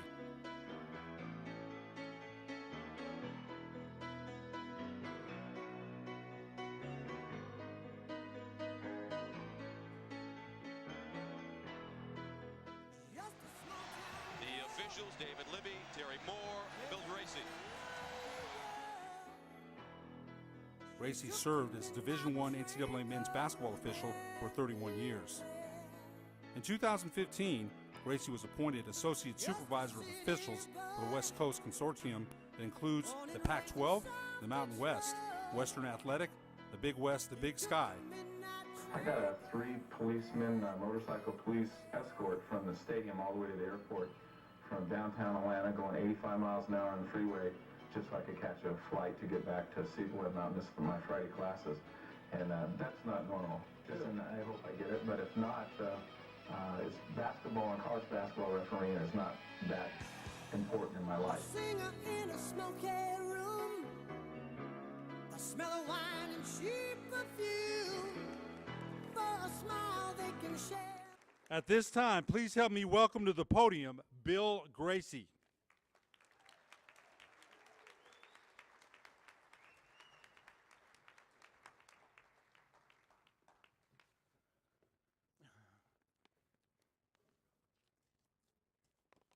Thank you very much. First, let me congratulate Herb and the family members of Gene, Lou, and Manny. It's an honor to be inducted in the Hall of Fame with you guys. Special thanks for the Hall of Fame and its members and its staff for selecting me for this honor and for arranging this amazing night. I'm honored and humbled to be standing in front of you. My dad always said, every day is good.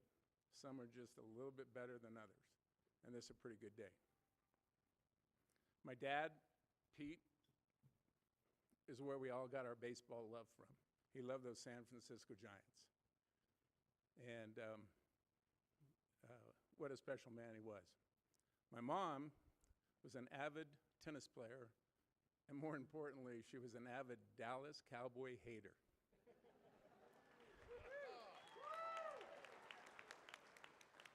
The maddest I've ever seen her is the Cowboys got clobbered, and we were doing something, and she wasn't home to watch it. I mean, she had some issues, and hating the Cowboys is way up there.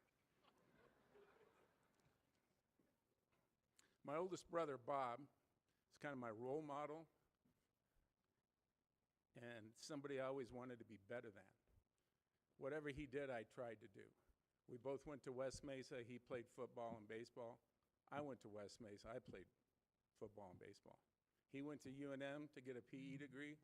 I went to UNM to get a PE degree. He graduated, went on to Colorado Springs, coached baseball and football, and was a high school referee there. So when I graduated, I moved to Colorado Springs. I coached football and baseball, and he began to teach me how to referee basketball. That's kind of where it stopped.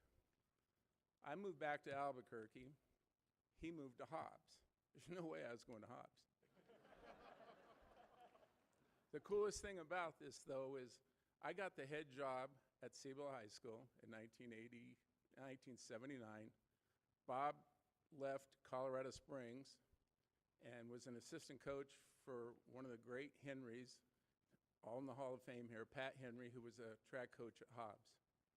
And as luck would have it, about, I don't know, a quarter of a mile apart, I think it was May 15th, Hobbs track won the state championship across the street, and the major sport of high school baseball, the Cougars, won it across the street at the sports stadium.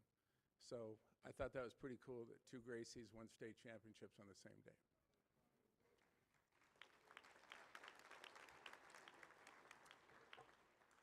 Steve, who my dad liked to call number 3, was the only 3-sport letterman in the family. He did football, he did wrestling. I never understood running around with tights, personally. And you roll around on the mat and your parents clap. I never got that. But he also played baseball, as I said, football, wrestling, and baseball. And he became one of the better high school wrestling referees in the state. And he always told me that Jim Ottman was his idol. So you got that going for you, Coach. Mike, my youngest brother, played football at Cibola High School and was on my very first team. And he survived it. I always thought I was a disciplinarian with a sense of humor. I don't think Mike thought I was very funny. When I started preparing the speech, I started reflecting on my career in sports, and the more I realized how fortunate I had become, or I was getting the opportunities that were headed my way. Favorite thing I liked about sports is it gave me an opportunity to play. And in my case, it gave me an opportunity to play, coach, and officiate. My first opportunity and the one jump start in my coaching career was when I was in college, and Ken Johnson, a good friend of mine, had become the West Mesa coach and asked me if I would coach at West Mesa High School. Ken was the ultimate baseball junkie. He introduced me to the right way to coach baseball and how the skills can make a better player. Ken was a fierce competitor, and he just had a passion for doing it right. And I really contribute me getting into coaching was because of Ken. There was also opportunity that foreshadowed my college career, or how I first got into refereeing. As I was a PE major at the University of New Mexico. I had to take a sports officiating class for my major. And if you wanted an A, you had to go out and referee 2 intramural games. So I did my first 2 games at Carlisle Gym. And after I did my second game, a nun walked up to me. I thought I had done something wrong. But she said, "Young man," I said, "Yes, ma'am." She goes, "Would you be interested in refereeing the parochial league?" I said, "I got no idea what you're talking about." She said, "Well, it's 5th and 6th grade girls. It's 2 games a night, $3 a game." I said, "I'm there." I mean, 1973, $6 filled up your tank. And that's basically how my basketball career got going. Then there was 4 opportunities that came to me in 1982 and 1983. The first, I met my best friend and my future wife.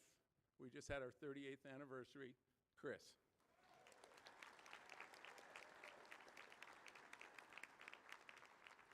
Not quite as important, but I had the opportunity to trade in my 1980 Datsun pickup for a 1982 King Cab Datsun pickup. And Jimmy Johns and other baseball coaches out here, you're not a baseball coach unless you got a little old pickup that you're out there working on the field. In fact, about 2 years ago, I was driving Betsy down Wyoming Boulevard, went through an intersection, and all of a sudden a motorcycle cop pulled in behind me. Lights are going. I go, "My God, I know I wasn't speeding." So I got the insurance card out, rolled down the window, and before I could say a word, he says, "Coach Gracie?" I said, "Yeah." He goes, "I can't believe you're still driving this piece of crap." And it was my former left fielder, Rene Barrazas, who's a police officer. I tried to take his letter back after that. In 82-83, it was also the first year that I was hired to be a Division I basketball referee. And in 1982-83, it was a great year. The Cibola Cougars won the state championship in baseball. A lot of those players are here tonight. If you guys want to stand up, I'd love to see you. Come on. There they are.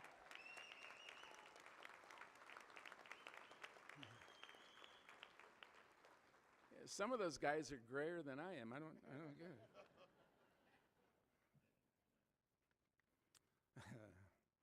There were others who contributed to the success of Cibola baseball program. As most coaches know, we don't do this on our own. And couldn't have done it without assistant coaches. And in my case, one particular is Mr. Sean Campbell. Sean also survived that first year. He was on my team with my little brother Mike. Then after graduating from Cibola, he went to Northern Arizona. He wanted to be an architect. And I don't know if that ever worked out so good, but he came back to Cibola, and I hired him as an assistant coach in '83. That's the year we won. And we continued to coach together all through Cibola for 15 years. He was my right-hand man. His maturity, his loyalty, his knowledge, and his dependability made him a tremendous, tremendous asset to our program. Sean, you're just the best, man. Thank you.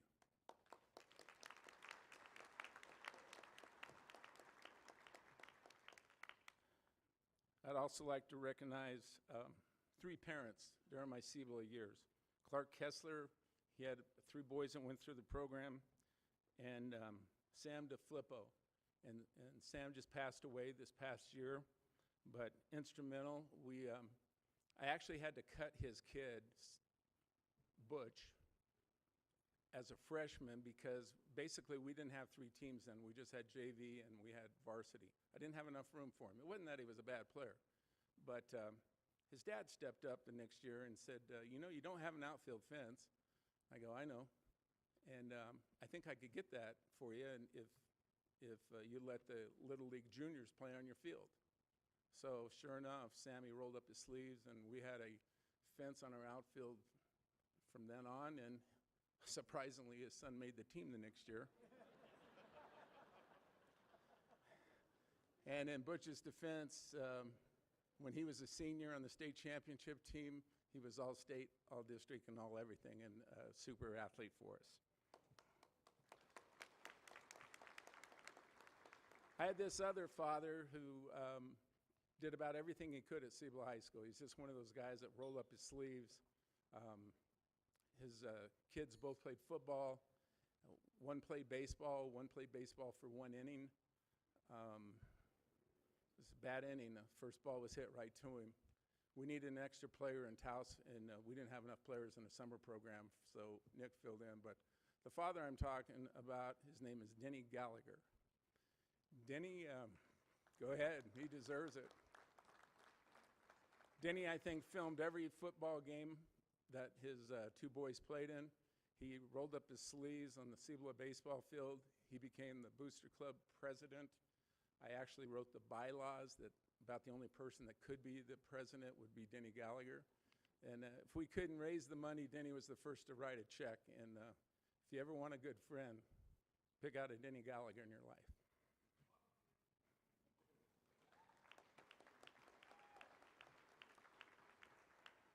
Throughout my career, I had the good fortune and enjoyed the support and encouragement of a lot of great administrators. First administrator at Cibola High School was John Barefoot. I literally, and I'm not making this up, begged for that job. And after a year and a half, he finally succumbed to my pressure, and I became the coach there. He was followed by the ultimate professional, Miss Linda Taylor. Linda was a strong administrator and very supportive of athletics. And then under Don Duran, I was the athletic director, I was the dean of the 9th grade class, and the head baseball coach. Mr. Duran had confidence in my abilities to do all these jobs well, and I really love the guy. I hope he's here tonight, but Mr. Duran, it was a pleasure working for you.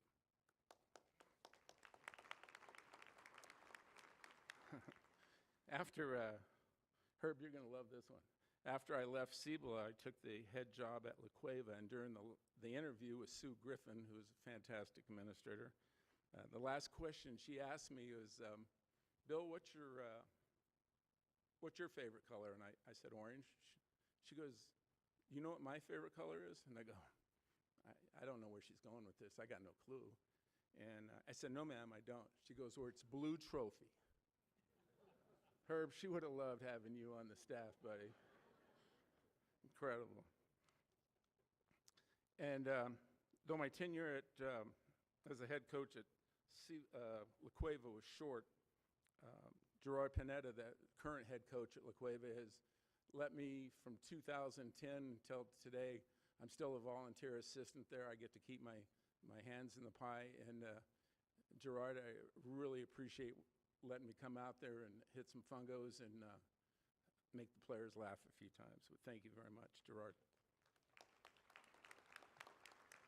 After 1 year as head coach in 97, 98, I took the La Cueva job. And after 1 year of that, another opportunity came my way.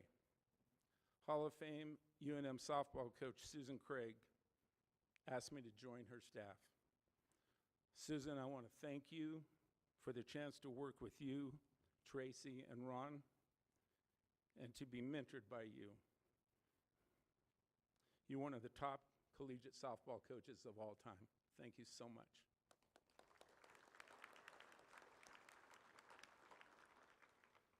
From about 2000 to 2015, I got involved with club baseball. And I ran, I don't know, we had the Albuquerque Express, Albuquerque Jackals, the Shockers, just a lot of fun. Club baseball, if you can get rid of the parents, I didn't say that, is such a blast. You know, you're helping kids make their high school team. Some of the kids that played high school then went on to college, and we actually had a couple that were drafted. Mike Grandjean and Maria Grandjean sitting down here next to, is Henry awake? Henry. It's almost over, buddy. The Grandjeans are just special people in my club life. Joe Stanley, if we didn't have to ask for anything, they just made it possible for us. So I really appreciate the Grandjean family. Thank you.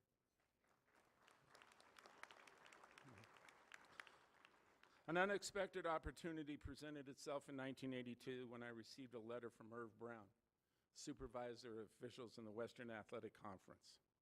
I had no idea.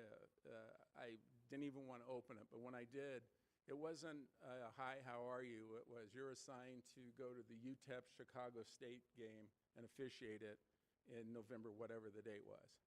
And I go, you got to be kidding me. So I'm going to go from high school to Division I. And the first game I'm going to do is with Bear Haskins at UTEP. And if you're not from New Mexico, or if you know WAC basketball at all, Don Haskins is a legend. His nickname was the Bear, and he eats officials. And that's where I was going to go for my very first game. I actually survived, and you wouldn't believe it, but I only did 3 games my first year in the league, but the third one was the East-West All-American game. And that was the game that was held the day before Jim Valvano and North Carolina State beat Houston. So my third game is, I've got Ralph Sampson, Darrell Walker, the 2 head coaches, Dean Smith from North Carolina and John Thompson from, where did he coach at? Georgetown. I knew that. Georgetown. So, yeah, I was so far out of the water, I didn't know what was going on. But I survived that, and I wasn't really sure how he got my name. But evidently Jim Danner, who was the only other referee in New Mexico, and then Mel Otero, who's in the Hall of Fame here and a great official himself, they kept saying Bill Gracie, because Irv wanted another guy out of New Mexico. And that's how basically I got that letter. I thought I was pretty good after about my 3rd year. So I was doing a game at Utah. I think Bobby Deibler was on the crew with me. Teams just came back after a timeout. Bobby handed the ball into the players, and this Utah player came over and he stood in front of me. Ball was inbounds. They started dribbling. I started going down to this end of the court. Player went right with me. I stopped, tried to look around him to officiate. So I went back this way. He came back this way. So I finally pulled the whistle. I said, "What are you doing?" I said, "I'm doing what my coach told me to do." I said, "What did he tell you to do?" He told me to guard the guy that's killing us.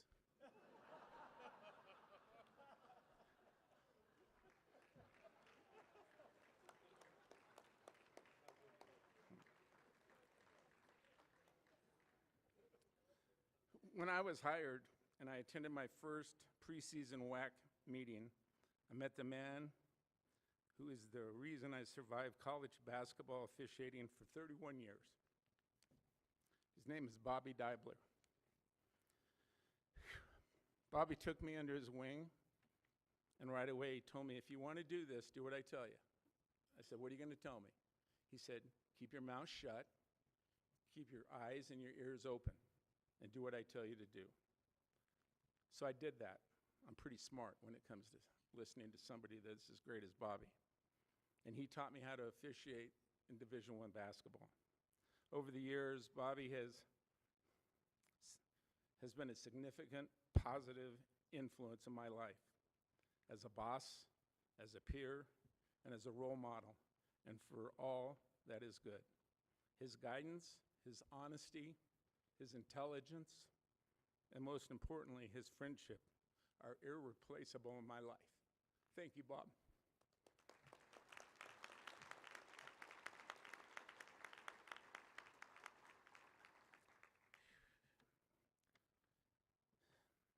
I wanted to make Bobby really proud. He was finally making me a referee. So when there's three officials out there, one's a ref, and then one's an umpire one, and one's an umpire two. And so I was finally starting to be a referee. So I kind of in charge of the game. I had a game in Dallas that Bobby had called and said, listen, I'm bringing my daughter to that game at SMU, the Fighting Mustangs, and they were going to play Hawaii, the Rainbows. And so it was Hawaii at SMU on a Saturday afternoon game. And things were going along pretty good. I knew where Bobby was sitting and had his notebook out. Daughter was sitting next to him, and the game goes along fairly well for a while. Hawaii started pulling away, and coach from SMU, his name was Mike Dement. The referees called him Mike Demented. Things didn't go his way for a while, and then finally there was a timeout. I went by the huddle. He came out and he screamed at me, and I said, that's enough. And he went back in the huddle, and I went and reported whatever it was, timeout or foul. As I came back, he came out and let me have it again. So I teed him. And so I knew Bobby would say, man, that's what I needed Billy on this game for, is to take charge. So I reached down and I looked at the score and I said, I got a technical foul on Coach Dement. This would be 2 shots and turn around. As I turn around, this horse is in my face. It's the mascot. His nose is right next to me, and he is hoofing me like a technical foul. And I know, I said, there's no way I'm going to let livestock make a fool out of me. So I looked at him, and I threw trigger out. So I know, as I turned around, I said, okay, I know I shoot 2 for the coach. I don't know how many shots I shoot for throwing that mascot out. So I went to Vern Harris, and Vern's called, not then, but now he's called about 6 Final Fours. And I said, Vern, how many shots is that? And he goes, Billy, you can shoot for the coach, but you can't shoot for the horsey. So I turned around just in time to see Bobby put his sunglasses on and his daughter, and they're sneaking out the back of the arena. And needless to say, I've never worked at SMU again. That is a true story, by the way. I don't have to tell all of you who are gathered here this evening that just how much our lives are enriched when sports are a part of it. The valuable lessons that we learn, the incredible people that we meet, the experiences and the opportunities that we have had come our way. Sports is just the coolest thing. In closing, I'd like to thank my home team, my beautiful bride, Chris, my biggest fan, and probably my biggest critic. Every time I screw up, she's there to let me know. She was a college volleyball player at Central Michigan. My daughter, Lauren, who is here tonight, flew in from San Francisco with her main man, Josh. She played volleyball at La Cueva.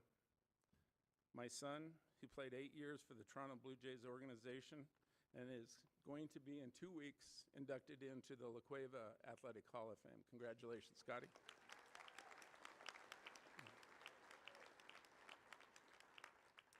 They have been a spirited group of cheerleaders for me from the bleachers, from the playing field, and in front of the TV, whether watching me coach a baseball game, a softball game, or officiating a televised NCAA basketball game. Thanks, guys. And thank all of you for showing up tonight. I appreciate it. God bless you all.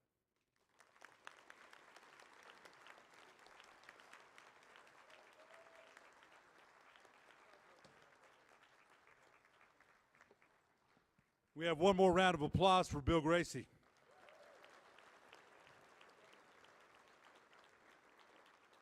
Ladies and gentlemen, please welcome back to the stage all of our class of 2021 New Mexico Sports Hall of Fame inductees with their portraits. Give them one more loud round of applause.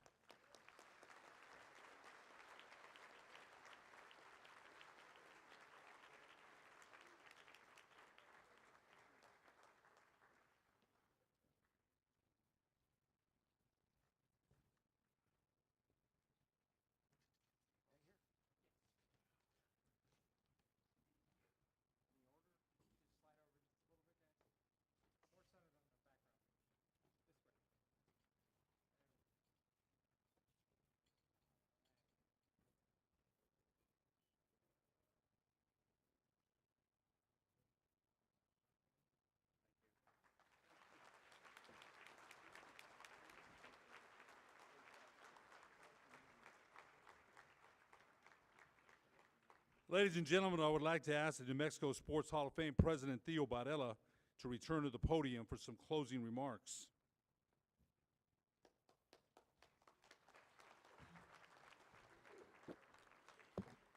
I'm going to use my closing remarks actually to recognize one more person, and he is not a Hall of Fame inductee, but he's kind of our Hall of Fame inductee. Marty Saez, would you please come to the podium? While Marty's coming up here, I want to let you all know that he's been doing this and part of this board since, I think, 2008, if I was listening right. Is that correct, Marty? Come on up. He told us last year, guys, I am way too busy. My agency is busting at the seams. I've got to train people. I can't do this anymore. I just can't do it anymore. But, you know, we were all saying help, and Marty was there to help us through this entire process with the charity golf tournament, with the banquet tonight, everything. Marty is always there for us. I want Marty, you to know that we changed the bylaws for you. We created a special position called non-voting honorary board member so that you could always be a part of it, and we always expect you to be a part of it.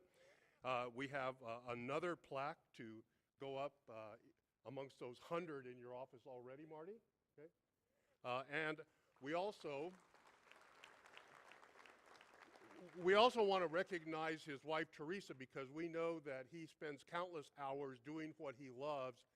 That's because of his passion for sports, whether it's traveling, writing, taking photographs, planning these kind of events, and not just this one, but many of them. But we wanted to do something for Teresa, too. So for the two of you, we have a two-night stay at the Inn of the Governors in downtown Santa Fe, and we also have dinner for you arranged at Geronimo's, which was recently recognized as one of the top 10 restaurants in the United States. We think Marty's kind of our top 10 for the board. Marty, thank you so much for everything you do. That's for you and Teresa. And with that, go home and reflect on what an amazing time you had this year, because we want you to come back next year. Thank you.